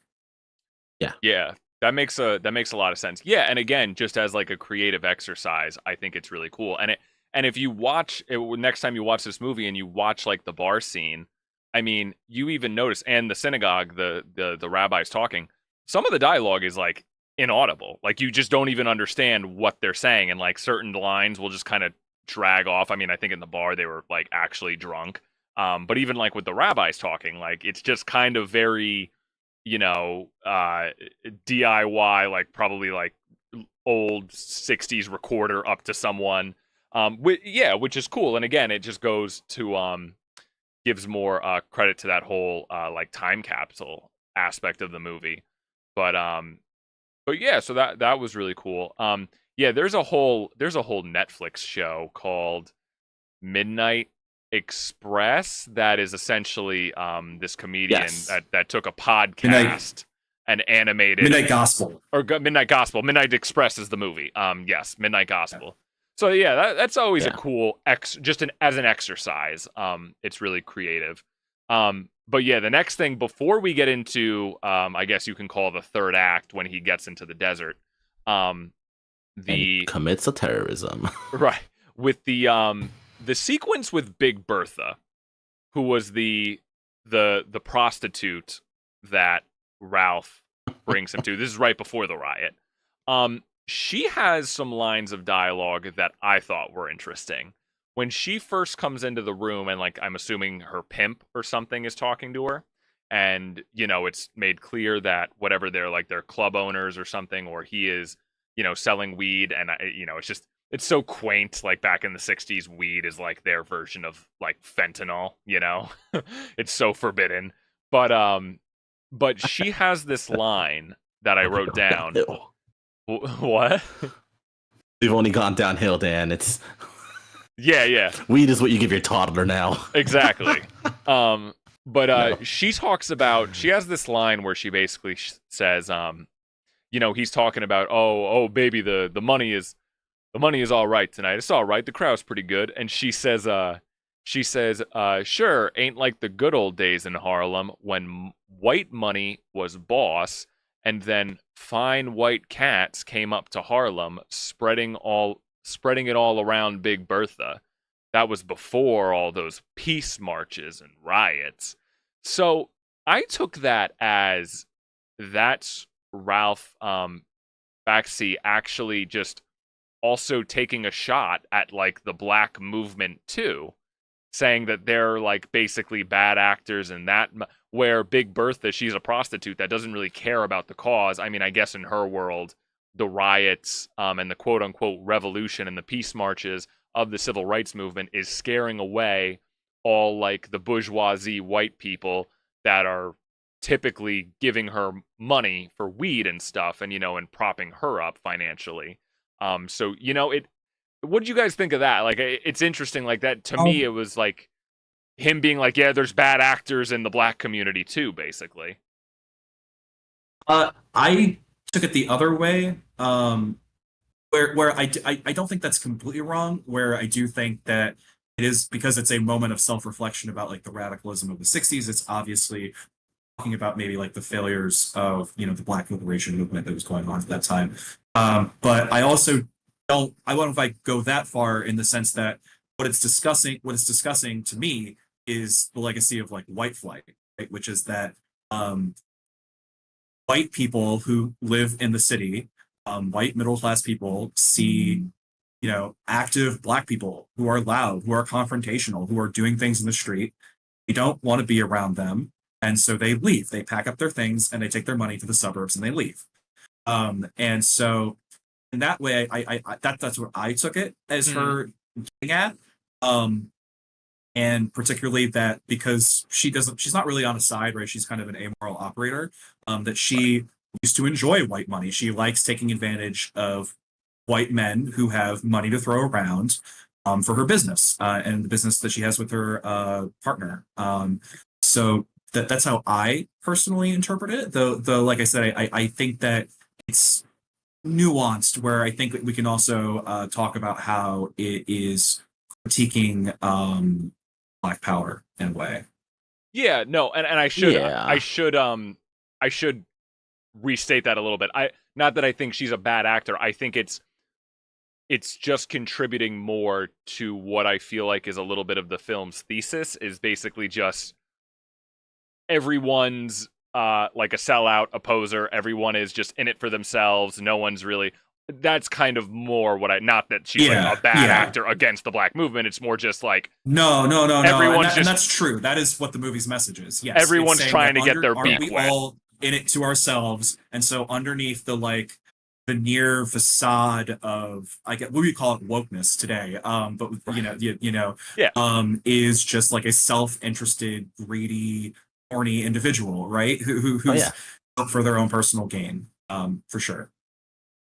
Yeah, I guess like I don't take it more like Dan took it either. I took it more as like Remington said, like you're just at the end of the day, you're like you're not missing, like you're not lamenting white flight for the reasons of like it was great when we had all these cultures mixing. It's more of like, oh no, the money left, so now I don't get a piece of that pie anymore. It's like it's the selfish reasons of it. And I also kind of took it more of like I'm probably overthinking this, like a big reason why like people of color neighborhoods develop is like because redlining and housing laws and all this stuff that was, especially in New York City, that was facilitated to kind of like carve off like people of color into like their own little sections, and because we have to build our freeways and and we have to build Central Park. And her brothel is like at the top of this like huge decaying tenement. Right. Which like way up in the heights. It's like really interesting. I was like, where is that supposed to be? Because I don't think that's Central Park. I think that's like near Harlem, like past the park, like up in the heights somewhere. I'm not sure if there was like a dump there at some point. But like, yeah, it's interesting the way that was depicted. Yeah. Like I thought the scene, like with the scene when it shows him like having sex with her, like it kind of just shows it like a quick like view of the city, and it looks like a fucking like everything's like destroyed. It's just before the riot. It's really interesting the way it's depicted. Yeah. Well, I mean, like this is still 72, so this is after the Columbia riot in like 68. I want to say that was like a really famous incident where like student protesters at Columbia protesting, I think it was related to the civil rights movement. I don't remember the precise issue that ignited it, but it basically ended with a massive police intervention and also like the hard hat rioters, which were essentially their that era's like right-wing chuds who showed up, construction workers, or people posing as construction workers showing up and like cracking skulls on behalf of the cops essentially. Bunch So of Kyle like Rittenhouse there to is show up. Yeah. yeah, we're a few years after the long hot summer of '68 and '67. So it New York City has seen the upheaval, racial upheaval. Yeah. Yeah. Interesting. Yeah, for sure. But yeah, I think more like that, Dan. Just to answer your question. Yeah, I don't know. No, that makes sense. Yeah, and it is funny. I mean, even just to me, like the locations at that point. I mean, to me, I almost just chalk it up to like just the abstraction and exaggerations of animation, like where he's just like the whole city's a dump. It's just this abstract wasteland. They're having sex in a bus. He just pounces on her, just to open like which, yeah, I mean, when she goes running. Then maybe this is jumping ahead a little bit, but then did you stick around to see the credits, the end credits? No, was there a post-credit What do you mean? scene in a Yeah, wait, 1972 Oh, movie? not a post Was it good? credit scene. If you watch the credits, it ends by showing what real life locations in New York inspired how certain I didn't things see are that now. depicted. Yes. Huh. Fucking Marvel Back is and watch going that. back in time. God damn it. Yeah. I didn't know that. Shit. And so you'll see that the reason why the streets are depicted the way they are is because, well, that's what he filmed. That's what he. Oh man. Yeah. That's awesome. I want to jump forward. We spent a lot of time in the first part of the movie, but like the West Coast stuff, which is also very Sure. interesting. Yeah. Yeah. Yeah. So I don't know, Remington, you could talk about that. Yeah. So, well, Dan, actually, you had some thoughts before I interrupted you. So, if you want to finish those thoughts before we move on to the actual other half of the movie. No. I want to get into the rabbit. I want to get into the Nazi rabbit. But only thing I was gonna say was when Bertha like starts running outside and she's high, like naked, and just I was like, fucking Christ, man, like they are pushing it, like, or not, it's just it's they're going for it. Yeah. With the very visceral sexual nature. But no, yeah, then we fast forward. Yes, Winston, we already talked about the girlfriend, how he abandons her. I just want to highlight this one line that I just really loved. Just nothing of importance. I just thought it was funny, and I laughed out loud.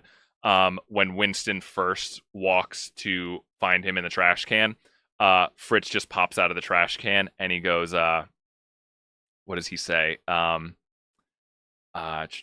Shit, I like wrote it down. What the fuck does he say? Oh, yeah. Come on, join me, Winston, my love. It's not very pretty looking, but it's cozy as a bitch.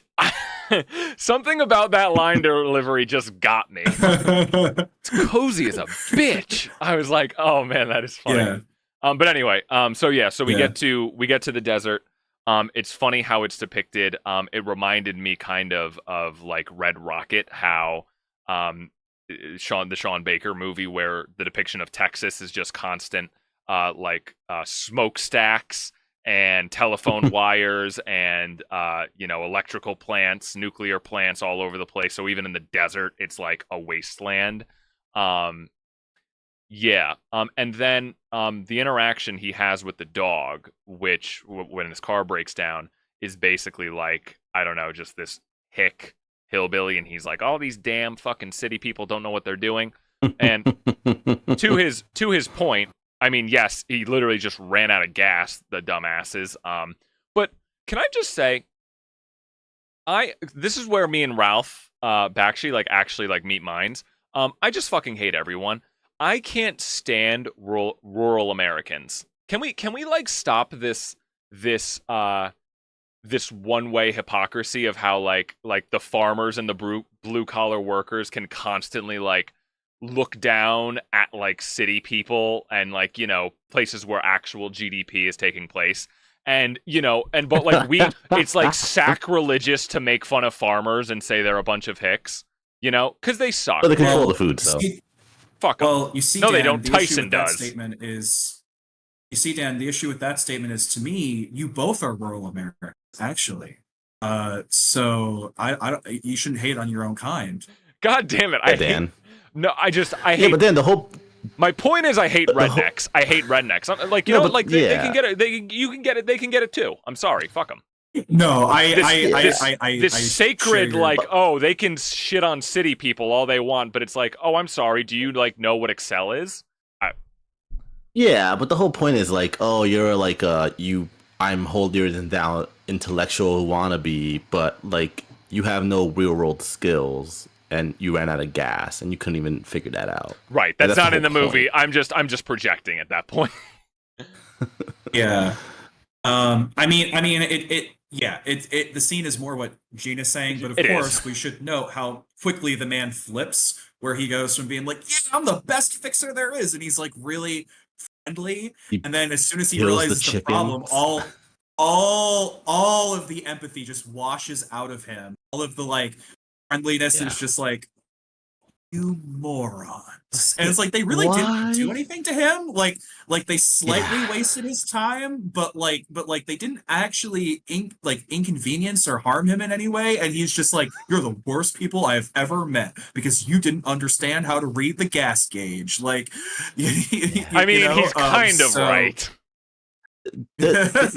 Remington, they did the. Well, I guess technically, BoJack Horseman did the same thing with chickens, where the chickens are just like they're not anthropomorphic; they're just like regular animals. They did the same thing in BoJack Yeah. Horseman. Remember? There's a guess whole that's true. episode Yeah, where they have no, to it's return true. a chick, and that's the first thing I clocked, and I'm like, oh shit! Did BoJack Horseman take that from this movie?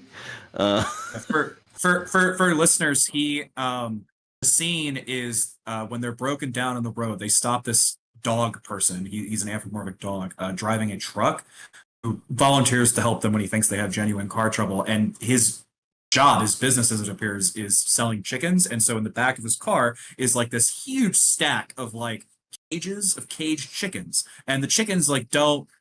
While he's trying to help Fritz and Winston, the chickens are like being loud or noisy or annoying, and his response to this is to like beat them with a stick. This like With a nail. exaggerated No, cartoon. it's like a With 2x4 of a yeah. nail. Yes, Yeah. it's like the classic like baseball bat with a nail through it kind of like cartoon Yeah. image. And so he like basically murders the chickens. So I don't even know how he's going to sell them at that point. They're also like they're not anthropomorphic chickens; they're just regular chickens. Oh, they're not. Yes. It's kind of which like I thought was kind of really interesting. But when it's kind of like how in Pokemon, it's like what do the people in Pokemon eat for like protein? Right. What is the meat We in see the them eating restaurant? sushi all the time. Are they just like murdering Magikarp out here? Like that's like a famous. I want to. We will do this one day. I have had And I'll see like the Magikarp. when I was like waiting tables in college, and we're all just big nerds. I remember having a sit down like after the dinner service, and like we're just having like our food outside like after the event was done, and me and this one kid got in the deepest philosophical conversation about the world of Pokemon and how it works and how it's structured. And I wish I had a microphone because like it was the most profound conversation I've ever had. Like, is it like a utopia? Like it must be socialism because no one really works. And like what is being a Pokemon trainer contribute to the GDP? Like it was like this whole thing. Like, and yeah, like what do they have cars? They kind of have cars. Like how would this society work? We can do that. Why have you mentioned GDP twice tonight? What is it? What are you on, Dan? I think because it was in my mind. Dan's on his stock games. Yeah. Dan's like, no. What is it? Was it China's market has nowhere to go but up? Dan has a side passion for macroeconomics. It's a real addiction for him. Yeah. Exactly. Oh, look at the way he's dressed. Come on, he's gonna be at Wall Street tomorrow morning. I'm going to be at a tennis match for Zendaya's love in a couple of weeks.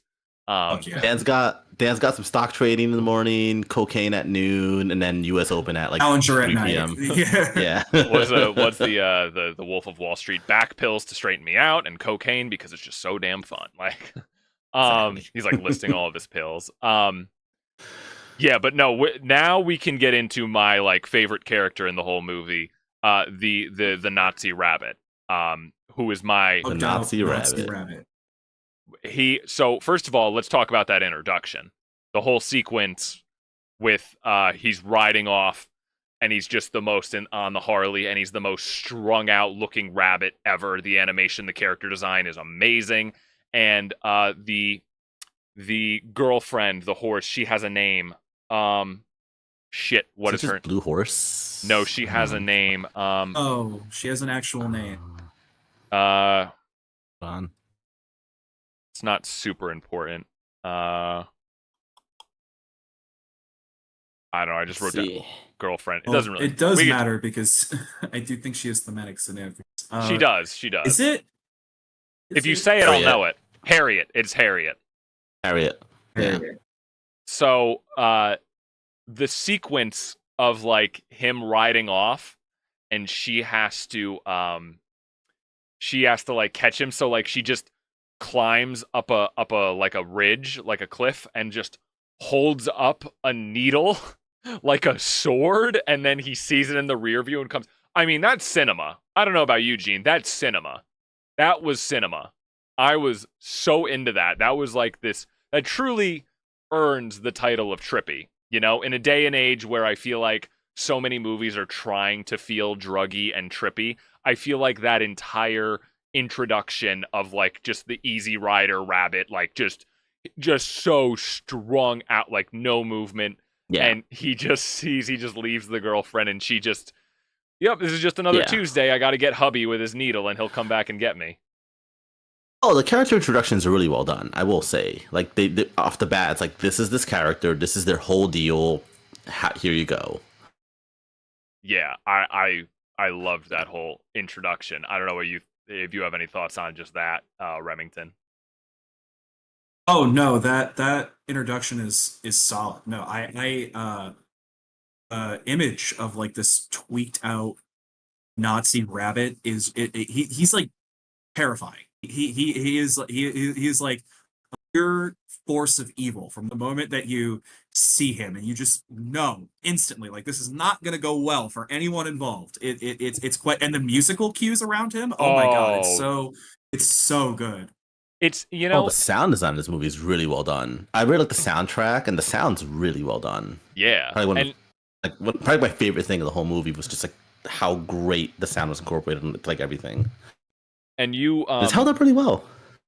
Yeah, and you actually made a good point, Remington, earlier, where it does feel like there is, as much as I feel like it does feel a little episodic, the movie, and does feel kind of more like vignettes, which I don't even think is a bad thing. That's just an observation. I do think you're kind of right, where there is a progression as to, you could almost make an argument where like his situations do get more and more extreme. The people he is associating with as the movie goes along gets more and more extreme, and the consequences get more and more extreme in a sense. So I do think there is some narrative through line there as how it just, I mean, now he's, you know, getting himself involved with this extremist group, you know, but yeah, these like leftist terrorists. Well, yeah, whatever you want to call them, who knows? Like anarchists, I don't even know. I think they're fascists. Like the rabbit's clearly a Nazi. And I mean, you don't really know the politics of the other two, but I would assume if he's a Nazi and he's cavorting with them, that they're probably like also on the far right doing domestic terrorism. This is a time period actually in the 70s where you're beginning to see the radicalization of a lot of like returning Vietnam War veterans, and you're beginning to see like the development of a wave of neo-Nazi reaction to the civil rights movement that eventually like starts crescendoing in the 80s and 90s, and then like reaches its climax with Oklahoma City in 95. So this is around that time, and they are out there doing stuff. So I do think with the movie, what the movie's saying, and this is like also one of the best parts, is that because this is how you know that Fritz isn't seriously thinking about the things that come out of his mouth, where he can be so easily taken in by fascists, right? Where it's just like, oh, if somebody adopts the language and the aesthetics of revolution and is acting on it, well, I can easily get like seduced by that. I can get taken. I want to be part of that, and doesn't stop to critically think like, what does the iconography that they have mean? Who Right. are these people that I'm hanging out with? And just like Well, fall for the and- veneer of yeah. syncretic fascism. Yeah. There's a through line in the movie too. He's always just kind of hopping from like group to group to be like, how will this help me get what I want? You know? Right. Yeah. Like his musician buddies, like the beginning of the movie, like makes you think like, oh, these are two buddies, and then he just leaves them. You never see him again. No. That's the impression I got from that. Yeah, and I mean, then we get the whole scene with Harriet and what happens with her. Favorite part, I think this is actually my favorite part in the movie, other than the rabbit's introduction. I got to give it to you, Remington. This movie has some quotables. There are some quotes in this movie. My favorite is when they not well. First, what Fritz says to the rabbit when he first meets them. He says, "Hey man, we're here in the apocalypse, the eve of destruction, so to speak, and I can't think of anything to do." It's like such a SpongeBob ass line almost. Like, Yeah. But it's topical, right? Because we live in a time when people are historically unhappy and feel despair about the state of the world, but yet also feel paralyzed about feel paralyzed in the ability to do anything about it because of information overload. Now, Fritz isn't dealing with information overload, but like, that's a vibe that we can connect with, right? Yeah, I'm so happy you're able to give a lot of historical context to this stuff that I'm not like big on this history, so it truly like so it is interesting knowing a lot of this stuff. How this there are a lot of events that this is. Oh, one quick thing I want to say. I just want to make a quick correction. So we've been calling Fritz's African American companion from earlier in the movie Ralph. That's not his name. His name is Duke. He's Duke the Crow. Ralph is actually the name of one of the cops that we keep encountering. Oh yeah. Wait, Yeah. really? Oh, because I thought it was weird. Okay. Because at one point, yeah, go ahead.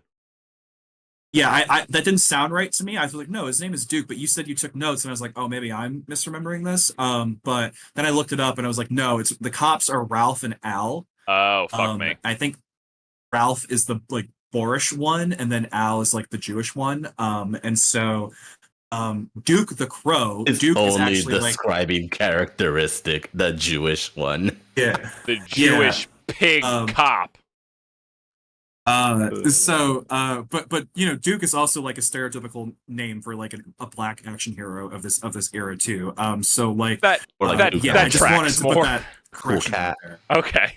No, that makes sense. Okay, good. I'm glad we caught that. Yeah, no, and then just before you guys can go into the rape scene, when I don't know the bunny's name, but when he knocks on the door, and holy shit, I was so in on this whole sequence.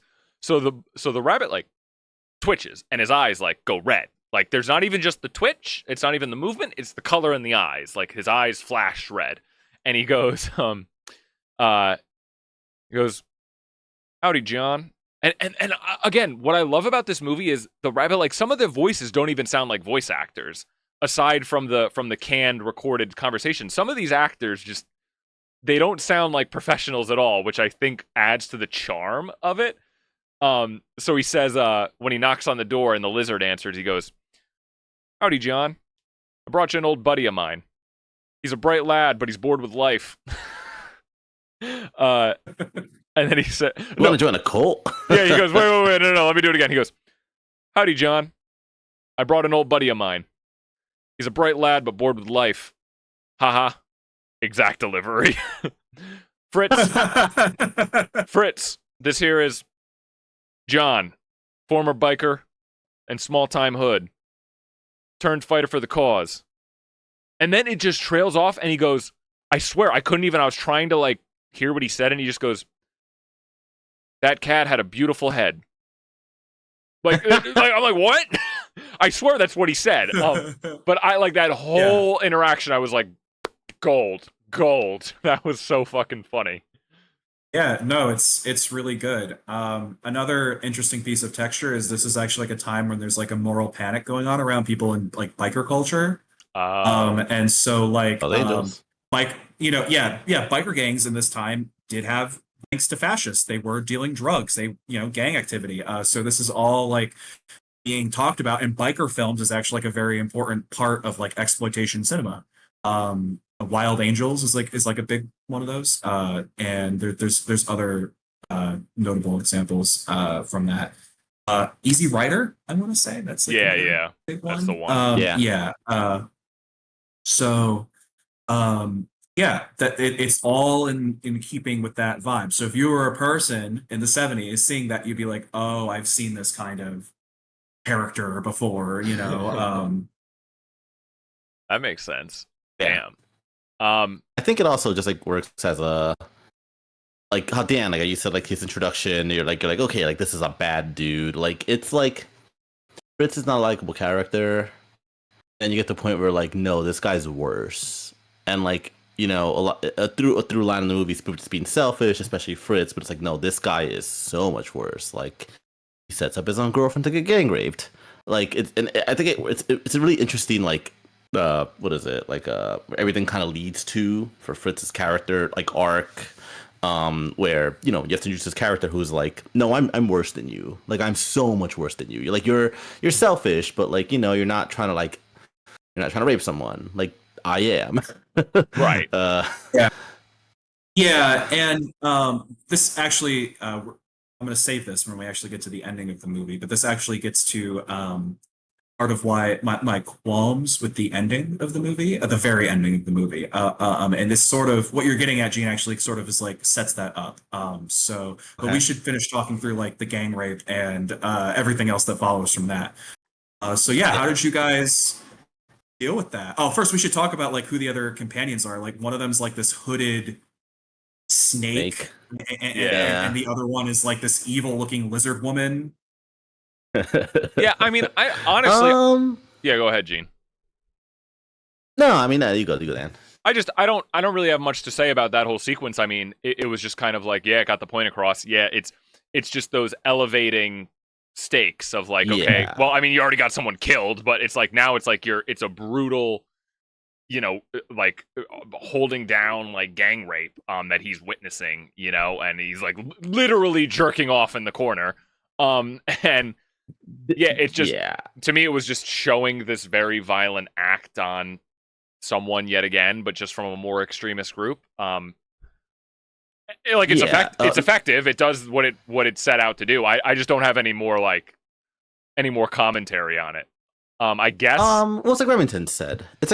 Like how easy it is for him to just kind of like get in with these people, completely ignoring the iconography and like what they really stand for. He's just kind of like, yeah, I'll hang out with you guys, and then it leads him to do a terrorism. And this is the point in the movie where it got like, to me at least, like movie like he has a change of heart, like like almost like a hero's journey kind of thing, but Okay. like still in its own like Fritz the Cat way.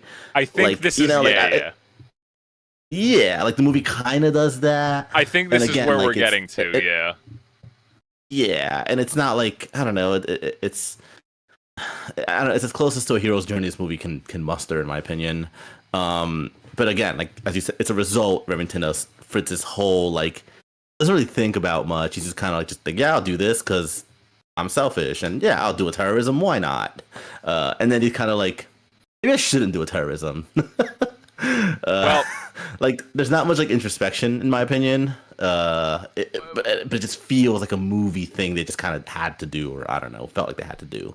what I think Remington is going to, I'm not going to get into but what I think this is starting to go towards, which I guess I can say about this sequence is, when it's over, and before he goes off with the lizard, to drop the bomb or whatever, it is the first moment in the movie where Fritz genuinely feels compassion for someone else.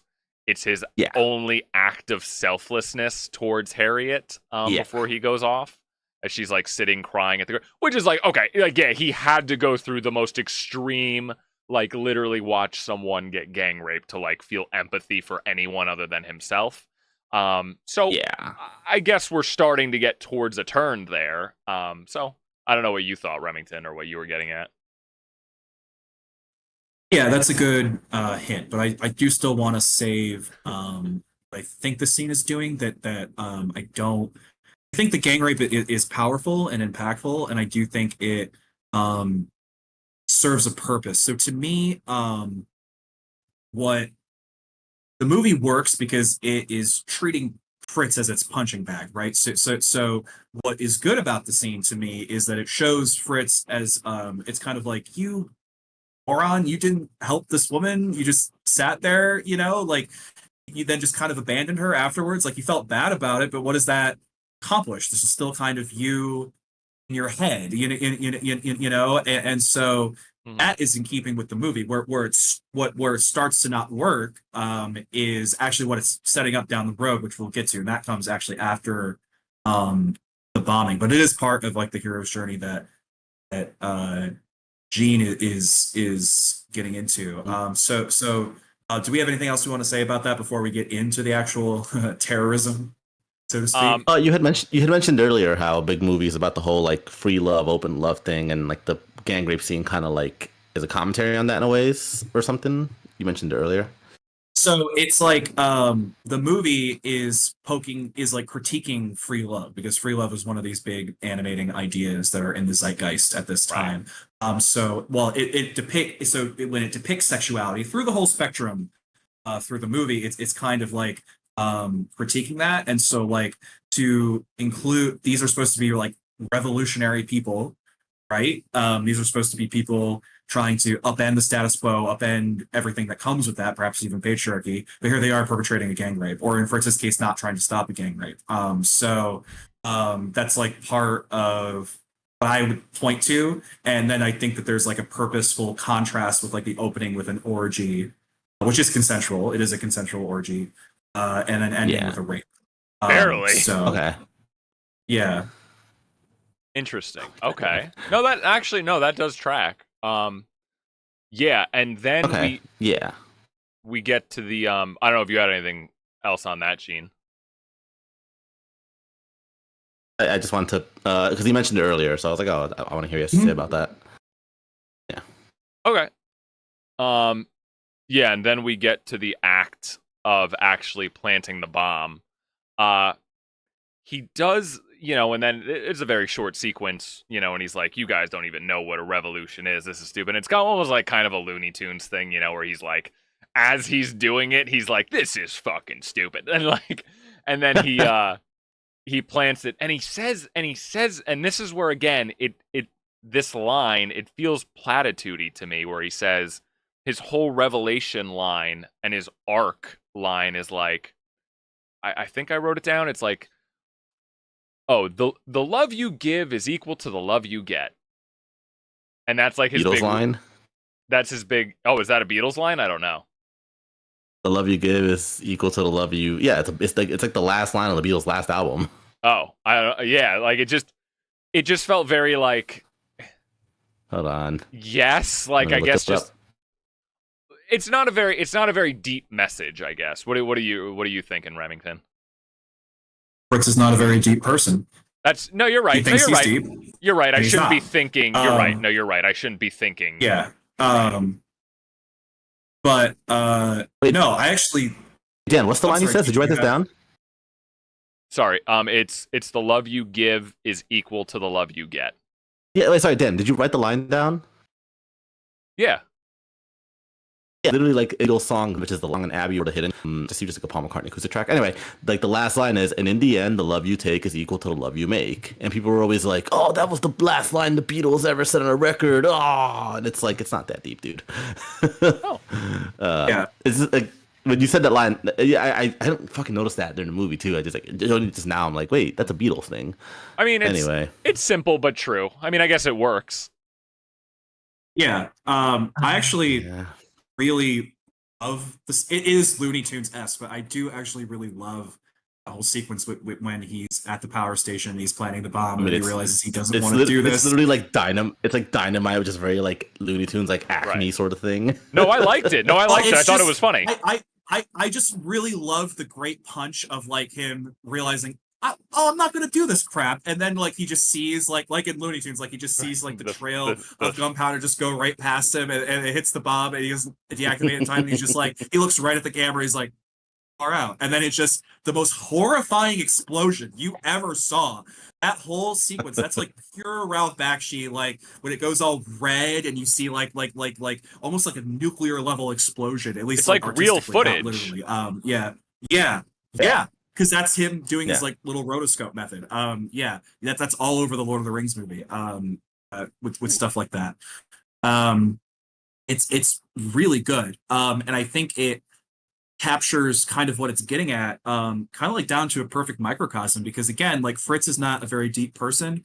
And because all of his beliefs, all of the things he's espousing are very superficial, they're not deeply held, opinions. And so that's how he can get taken advantage of by the Nazis, right? Everyone. Because he's not operating from a place of like material analysis. He's not operating from a place of class consciousness. He's just kind of repeating talking points that sound cool and edgy and might get him pussy, like and so when he hears someone saying, "Oh, we want to do revolution," he's like, "Yeah, that sounds great." And then he's kind of like has like his ass handed to him, like, "Oh, we have to do real revolution now," and then as he's realizing like, maybe I shouldn't do this bombing, it's too late, right? Yeah, It's yeah. just like your selfishness killed you. You know what I mean? Like that's like the best part. Like your egocentrism, you were too lost in your own shit. You didn't realize how far you had gone, and it cost you your life. Like that's the lesson of anything is just like, please think about other people besides yourself, please.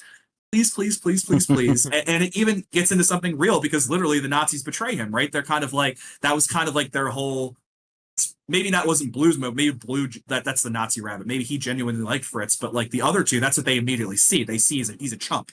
He's someone that we can send to go, put the bomb in, and then we can like run away and get free. And so, talking about like how Nazis use people. I do think it really, in this specific scene, after it, that's where it starts to not work for me, and then we can get into that. But like that's where if the movie just ended there, I think it would be like even stronger for me. Okay. Cool. Yeah, and I mean, and don't get me wrong. I meant it as like it sounds platitudey, it sounds simplistic, but I guess I don't need it to be. I don't need every movie to be like super deep or anything. That's not what I'm looking for. No, it was just on a pure entertainment. It's just I guess I kept in my one side of my mind, I kept thinking, well, this clearly is a movie that is trying to say something deep, but I think talking it through helped me understand it a lot better, and get on its wavelength. So yeah, I mean, no, yeah, I really enjoyed a lot of it. But yeah, then we get to the last scene. You're right. And that's where I just kind of question is like, yeah, like, and then the joke is like Fritz doesn't really learn anything. And I don't know. What do you guys think? Like the end scene of the hospital thing, and he repeats the same monologue he does from the beginning.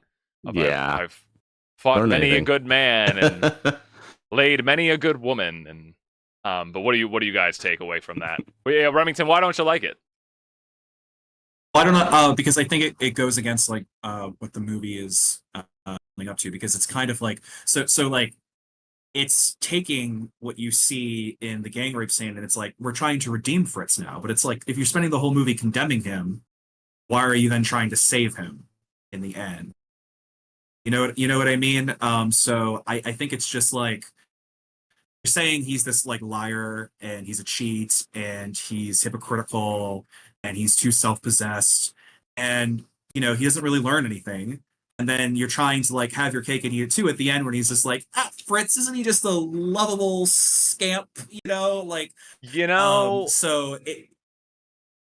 Yeah, I get what you mean. I don't know. I think I almost like that better though, because You think?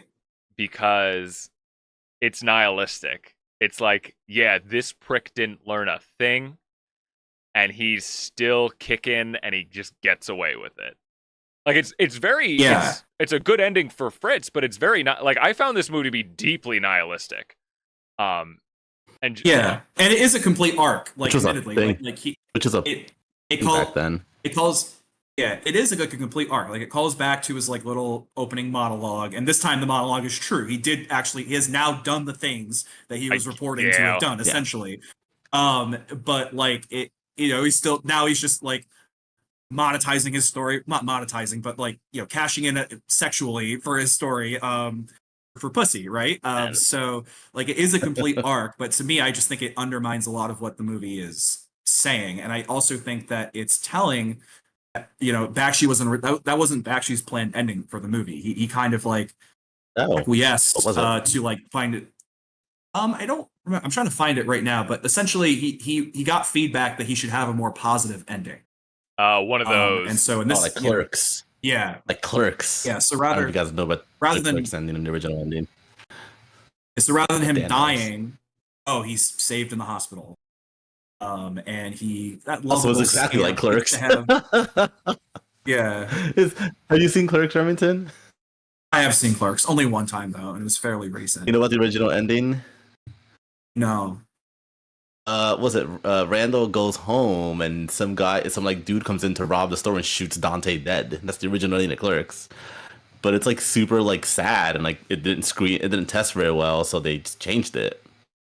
So yeah. And the whole point was like it's kind of callback to how Dante likes Empire because it's a downer ending. It's like a callback to that. It's a whole thing. Anyway. So I guess the original ending would have been like the explosion kills him. Yeah, Remington. I guess thematically, but like ultimately he gets himself killed because of his, whatever. But I can see why that would. I mean, but like I thought like. I don't know, like downer endings were like, what is it? Is it Beneath Planet of the Apes? That has a great downer ending. Everyone fucking dies in that movie. The Earth explodes, which was like I found the details. I found the details. So in actually script, it just ends with it's dying. In the explosion, but his producer fought him on it and was like, "No, you should have like a happy ending, basically." And so that's what they came up. Okay, so do you prefer the original ending? I do. I like I said, I think Fritz dying is more true to the themes of the movie. I mean, so it sounds like that's like a little vision, yeah.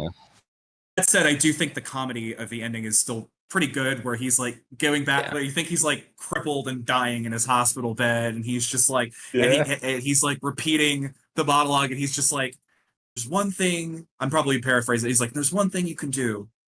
This one over here, and this one over here," and he starts the orgy back over there, and you lie down over here, like. It is funny. I mean, you're right. I think maybe I would like it on a more downer ending. But it is kind of because I hate Fritz so much. I just kind of am like, it almost seems more of like a nihilistic, like, yeah, he should have died, but he didn't. This prick is still getting what he wants. And it's just like that. It's like that quote, like the good die young, but pricks live forever. Like, and that's kind of what it is here. I almost feel like, but I see your point. Yeah, I could understand. That does seem like a more visceral ending that would make a lot of sense, and that I could see how that last scene seems a little more tacked on. Yeah, I see the merits of both, honestly. Like you said, if you're gonna have to tack on an ending because the producer fought it, at least make it like still within the character of Fritz. Like at least make it feel like he hasn't changed. That lovable scamp still out there having his orgies. Bullshit. Yeah, loves lasagna and hates Mondays. Is a fucking asshole. Do you guys see there's a sequel? That has nothing to do with like Bashki or the comic guy. There was a sequel. The Nine Lives of Fritz the Cat or something like that. I haven't seen it. I thought about seeing it sometime. I've heard it's not good.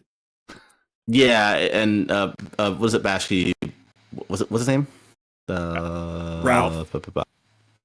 Bakshi has nothing to do. Bakshi has nothing to do with it, and neither does the what is it?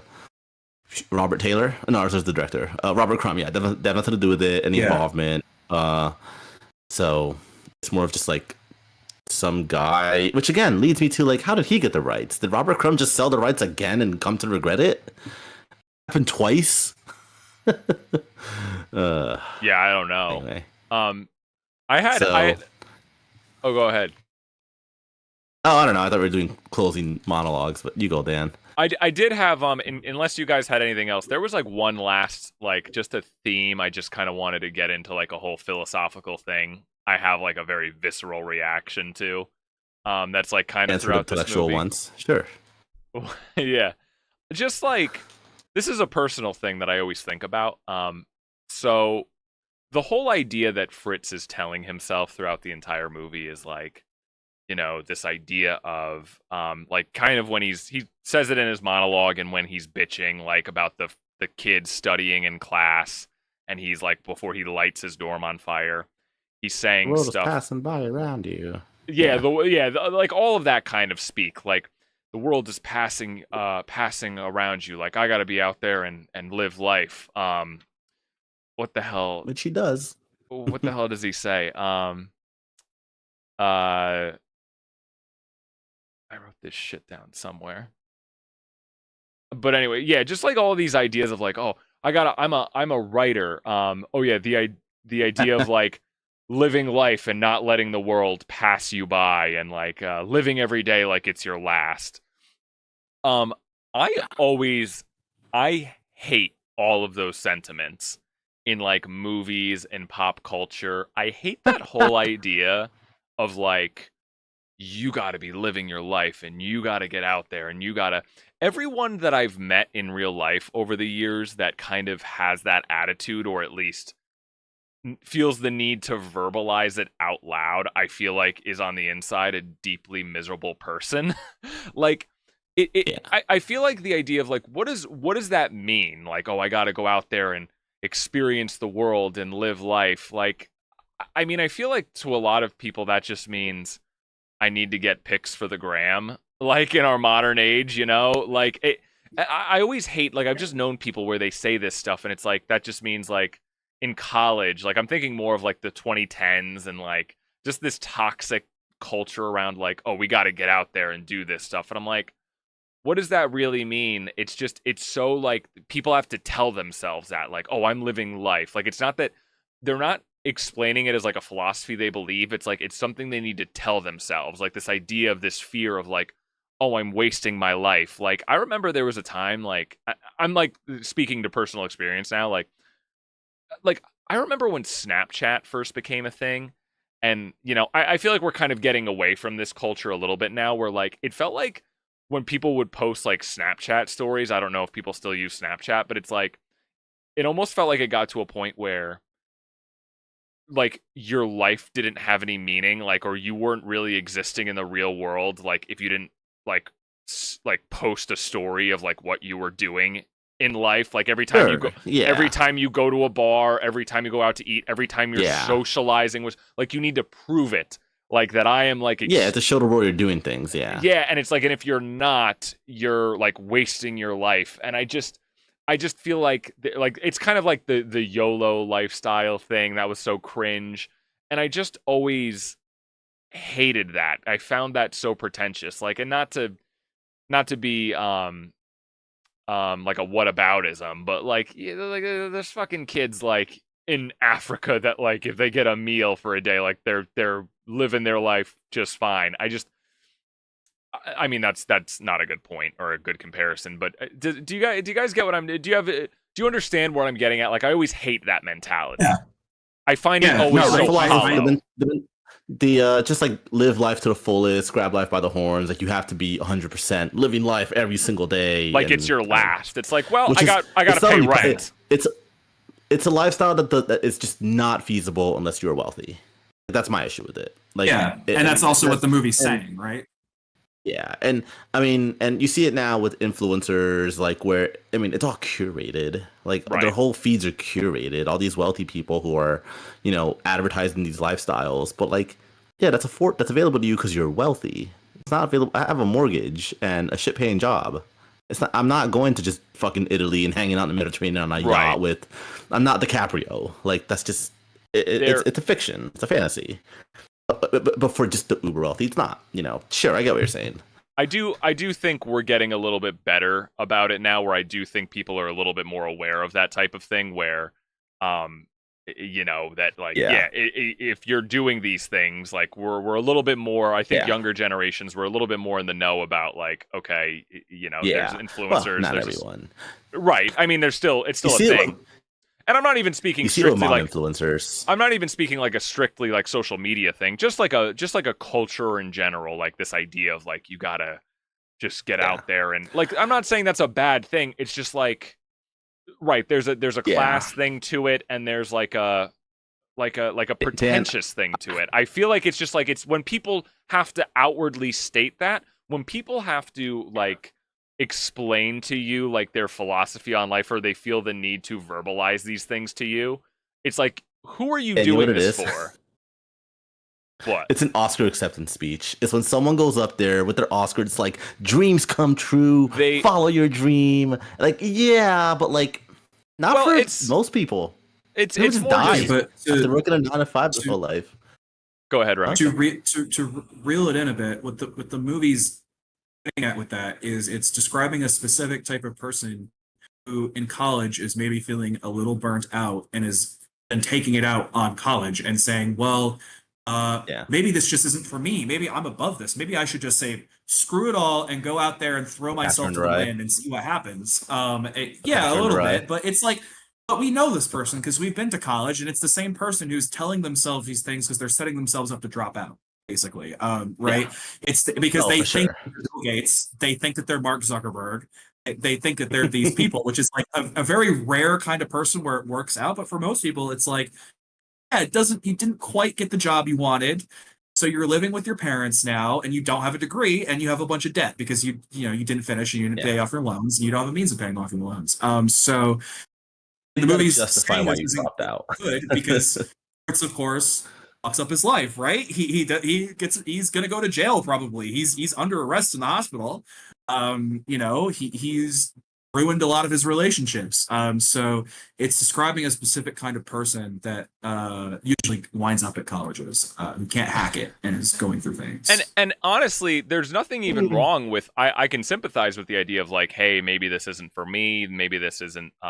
Sure. But what you hit on is that other factor of, well, I'm going to present this as, well, I'm above it, like I'm better than this, you just aren't seeing the vision that I'm seeing. It's that pretentious, like, and again, it's almost like this weird, like, mental gymnastics people like do on themselves, where it's like, they have to tell you this because it's not that they have to tell you it, it's that they have to convince themselves, and they have to like create their own narrative for themselves, and they have to like create their own mythology about themselves. They have to create the narrative for their life by like verbalizing it lazily to others and like projecting it outwards instead of just doing it. And just in any kind of way, I find that so obnoxious in some people and so just immature, and just makes me think, well, like, you might be like a very miserable person and insecure on the inside. Like, if you're just like the coolest people, and the people that you actually like form opinions about are the ones that they just do the thing, and they don't feel the need, like just to get into how many people, like, any time that someone needs to start the sentence with, I'm the type of person that blank, or I'm the type of person that speaks my mind, and I'm like, if you have to tell me that, then that's a problem. Like, you don't, like, you know what I mean? Like, you have to create your own narrative instead of just letting your personality speak for itself. You literally have to like tell others and yourself that. And not even just to get up on my other hangups on how much I fucking hate people.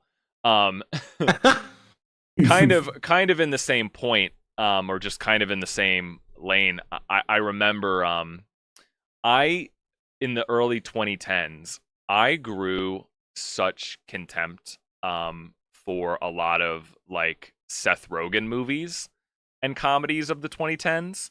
Have I done this rant to you? And you were right to. Did I have this rant to you before, Gene? God, probably, but we can do it again. No, I remember in the 2010s, like, or whatever, when I was in college, right? And Judd Apatow Renaissance. I was a I was like a lot of those Judd Apatow, and not even really the classic ones like Superbad or like Pineapple Express, like more of like the I was other. gonna say, I almost picked Superbad as my movie because I need to watch something good, but it's not my movie, so don't worry about it. Okay, no, but like they're like just kind of the later ones that are more lazy, where it's like they just pair up a bunch of hot actors and they're like, oh, this is the scenario, wild things happen.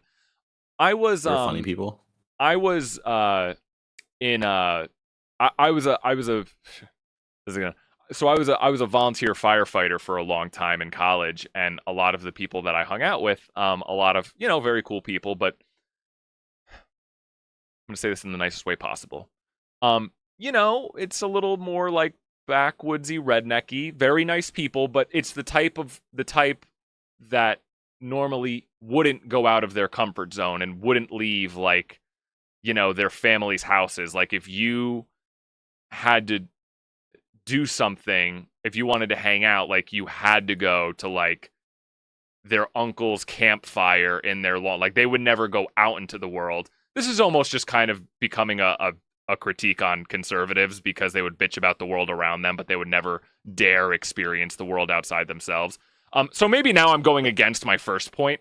But basically what I'm getting at is, so we would always go to the movies a lot, like our local movie theater. And we would go see like these Seth Rogen comedy movies. And I always fucking hated them because they were just so like the characters they go to like, there's always a big party scene, and they're having like a big frat party like at a college or something, and like they're just, the whole joke is they're getting fucked up on weed, and like, oh, they're getting high, ha ha ha. That's like that's Seth Rogen's joke to this very day still, is like, haha, I'm high, I love weed, even though it's legal in every state. Isn't that so crazy? But like, it felt like this was like, these movies just functioned as like experience party simulators, where it was like you watch these movies just to watch like these characters go to a party and get fucked up and socialize, and that was like like a simulation for people. Like, and then there's like this whole narrative with a lot of these movies of kind of going back to the point of, you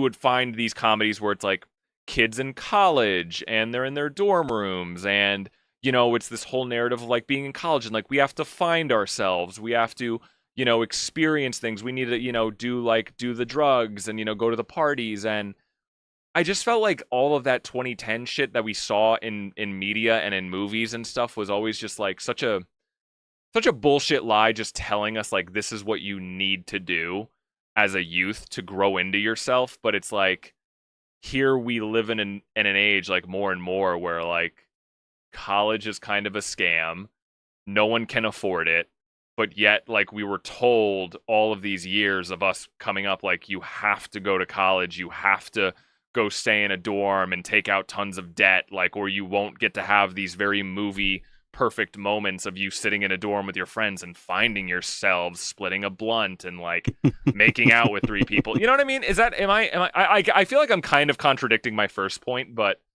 is any of this ringing true? I don't know. I think we have to do an episode where you just talk about how much you hate Seth Rogen, which I'm down to do. But like, I feel like I'm getting at something. Like, so I grew such a contempt for those movies. We can have an episode about that or talk about it at like Buffalo Wild Wings or something, because I'd love to have this conversation. But I'm also tired and it's 10:30, Dan. So I just want to know what I did my movie and get the hell out of here. I feel like I don't think this has much connection to Fritz the Cat. Yeah, I was just going off of that's my take. I was just going off of the philosophy. I was just going into like the philosophy. Dan's pick for his next movie will be Superbad. Will. It's actually gonna be. It's gonna be like fucking like what's the one where he gets knocked up? Interview. Oh God, yeah. Right, do you guys want to hear my movie? No, I want to give my closing thoughts on the movie. Yeah, sure. I'm sorry. I'm so sorry. I didn't mean to hijack. I thought we were done. I'm sorry. Yeah. No. So yeah, I appreciate you. Actually, Gene, you go. It makes more sense for me to go last because it was a movie and I started first. I mean, yeah, really kind of what I said at the beginning. Like, I appreciate it. It's like important to animation and Like Dan said, it's one of those movies that like film bros and like film nerds like and appreciate, or it's historically significant, culturally significant, etc. Not the movie for me though, which is like fine. Parts I like. The soundtrack, actually, I think my favorite part was the soundtrack. And like Dan said, there are some lines like I did get an audible laugh out of. End of the day, not for me though.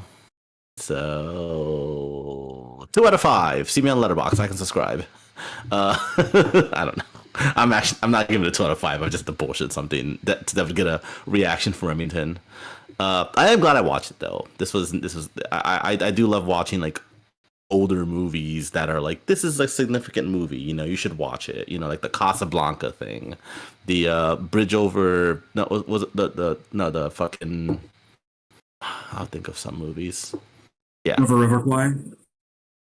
Maybe give me a movie with some white people in the 60s, being white saviors. There you go. Lawrence of Arabia. There you go. There we go. No, I did appreciate the watch. For me though. Okay. I think that's it for me. And go. Yeah, I really liked it. I thought it was really good. I thought in the beginning, like, I was a little skeptical of like the shock value nature of all of the sex and stuff. I honestly, at the end of it, I was just more, it worked on me. I was in awe of like, wow, they really did go there with a lot of it. And yeah, just a really good piece of like Western animation history. I thought I really loved the trippy animation sequences. I'm always a sucker for that stuff, and it did definitely use animation to its fullest, potential, and did a lot of creative things like with the rotoscoping and the canned conversation. So I'm pretty positive on it. Like I said, I think it feels a little scatterbrained with the messaging, but overall, I thought it was really a really trippy and cool experience, and just Ralph Bakshi just like airing out a lot of Bakshi just Bakshi. Yeah, it was just him just airing out a lot of frustrations and just pure expression, and I felt that through the movie. So overall, I'm pretty positive on it. I'm between like a 7 and an 8. So yeah, I enjoyed it. Zishin, you're the best. You're the best. What should I review next? Dan's like, I'm feeling a light 8 on this. So yeah, thank you guys for sharing this movie. That, like I said, this is one of my favorites. I thought it was a good like first episode right out the gate, because there's a lot of stuff to chew on there, and it's bold, right? The poster literally says we're X-rated, baby. Like you're gonna see something provocative, and it's gonna give you some strong feelings, be they negative or positive. So I'm glad you guys liked it. Like I said, I really like a kind of movie that has like these kind of like Tom Sawyer, Huck Finn type characters, Holden Caulfield, where they're bullshitters, right? And they wind up getting sucked in on these long journeys, because it does kind of function like a road movie. It kind of functions like it's really, I like to compare it to Huckleberry Finn. I think it's like the anti-Huckleberry Finn, where kind of like so Huck Finn, obviously, he's trying to get out of his situation, and he winds up going on a long journey down the Mississippi River with a black man. Well, Fritz is trying to get out of his situation, obviously not the oppressive hierarchy of 1830s Missouri, but he's trying to get out of like this, like what he feels is an inauthentic New York City that he's chafing under, that he exploits obviously to his own whims, which he does do with an African American companion, Duke. And he goes on this wild adventure. And like I like those kind of stories. Those stories work on me. So I find it endearing. I like the humor. I like the subversiveness. I'm a fan of adult animation. So that is something that I look to. It's an important piece of animation history. One scene I want to highlight, because we didn't go over it. One of my favorite scenes in the movie is when he goes into the African American bar in Harlem, and he, all of Duke's introduction, including the like knife fight that he gets into on Fritz's behalf, because it's, whether he realized it or not, said a slur to the African American barman. He called him boy, which is called him boy. Please don't do it. Yeah. He said boy, get me a drink. And the bartender like spat in his drink and forcefully slid it down to him, and then eventually like cracked a bottle open, like to use like the sharp edges, and then Duke like drew his knife, and they're like in a standoff. I love that scene. It's so tense, and like it tells you a lot about like Duke's character, I think, where he's kind of like your classic kind of like your sharp swashbuckling like gambler kind of character. Mm. Like he's playing pool and he's quick with the knife and he's like street smarts, and he's like, Fritz, why don't we bug out? Like that's using some of that old slang. I really love that scene. So yeah, hopefully listeners, you liked what we said, and you go and check it out, free on the Internet Archive. Awesome. Yeah, I like how it's free in the Internet Archive. That was pretty cool. Yeah, I'll always. I do like that as like a preservation of media. Yeah, I'll always try to put like in the little promo descriptions I make, just because I like to. I'll put like where they're streaming and shit like that. And I just want to before we close, I want to apologize for going on that whole detour. It's fine. I just look.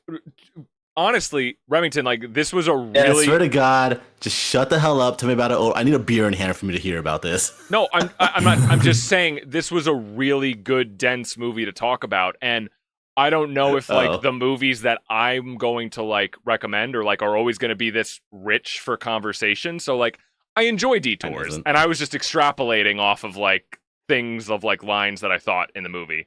But yeah, no, sorry, I didn't know we were like, I hate him so much. I didn't realize we were still doing, but no, like I enjoyed the detours. But yes, this was a very good like first movie, definitely to talk about. But Dan sees tits on a crow, and he goes, it reminds him of his primal rage against Seth Rogen. He's like, ooh, that crow pussy, that fucking hack. I have his memoir. You can read it. You're gonna hate it so much. No. Anyway, I was laughing earlier because I was just picturing Remington just like going on a journey with like an older black man. Why? No, I don't fucking know. But I guess he has to do that now. Yeah. Stop. I mean, that's a little bit what living in Ellenville is like if you think about it. Just what if you and Oscar? Yeah. Just like I'm gonna meet some people of color today. Like that's just like what is Ellenville, New York, very diverse community, state New York. Not for me. All my friends were white, dude. But that's another story for another time. All right. Okay. I had a hard time picking a movie because a part of me just wanted to be lazy and pick a movie I really like and want to watch. I almost picked Aliens just because I have lots about aliens. Not singular, plural. I'll say about that movie. Story for a different time. And then I thought about picking Superbad because I just want a good movie and I want to laugh. But Dan hates Seth Rogen. So then I actually figured a movie. I'm not gonna lie. I came to this not knowing what the fuck I was gonna have you guys watch. And then I thought about it during this probably an hour ago. If we're gonna go for slop, we're gonna go for slop. Have you guys watched Wet Hot American Summer? No, never seen it. Dan, I need you to watch Wet Hot American Summer. Okay, I don't know if you remember it at all. Is that what we're doing? I need you to watch this movie. I remember it loosely. They released Netflix some number of years ago. Released they did a sequel and a prequel. Yeah. So I have a lot to talk about that movie for that reason. Okay. So it's a trip. It's a tight 90. Okay. Yeah, it's a tight 90. One of those cult movies where like commercially, critically sucked ass, and rightfully so. But it's like a cult classic now. And the cast of this movie is like it's fucking Bradley Cooper's first like on-screen role like ever or something. Okay. It's insane. Chris Pine, or is he? No, he's in the sequel. Chris Pine's in the sequel. No, I don't know how we're gonna like. I don't know what's gonna be going forward for movies. But real quick, just it's my daughter who like really directed or whatever. Paul Molishin, Michael Ian Black's in it, Amy Poehler, Bradley Cooper, Elizabeth Banks, Jolo Truglio, John Benjamin. But this is like before any of them were huge, to the point where that became like an issue when they all came back for the fucking prequel like 15 years later, but we'll get to that. So Wet Hot American Summer. I don't know what's on right now. I have to rent it. That's fine. All right, if we're gonna do another comedy, Dan, you have to pick a drama for your. Boys, I have just a little. I have an entire private letterbox list already going of like, ooh, this would be good at some point to recommend. And to be honest, a lot of the movies I'm probably going to suggest are things that I haven't even seen before. That like I don't even know how they're gonna go. But just Yeah, I might pick some of those too. But for now, I'm just gonna continue the slop. I have a whole private letterbox list where like, ooh, this would be a good one, or like this. A lot of it is stuff I haven't seen before, and some of it is like, oh, this would be fun to revisit. Oh, Janine Garofalo, the. But yeah. Anyway, Dan, you're gonna like this movie as like a send up of like, it's the similar like concept. Like we're spoofing and satirizing, and you'll see. Okay. Yeah, I mean, I've had it recommended to me multiple times, but all right. Cool. So, thanks, guys. Really appreciate the conversation. So yeah, we'll try to do this. We'll try to do this again next the second Tuesday of next month or whatever. We'll rendezvous and make sure that's all good. Maybe I'll try to get this audio and put it up on the podcast feed. And everything. I hope you guys are all right. I stalked your Instagrams and made a thumbnail with your boys' faces. Picked a nice picture. If you want to send me, if you don't want me to just keep stealing Instagram pictures or trying to find stuff, you might just need to send me a selfie for the thumbnails each time. We'll address that later. But yeah. All right, cool. HOTT. All right, I'm gonna end stream. Song. It's stuck in my head now. You guys don't have to leave just yet, but I'm just gonna quickly end stream. Gene, play us out. Just saying HOTTOGO. It's stuck in my head. It's a good song. I'm really into Chaperone. All right, Just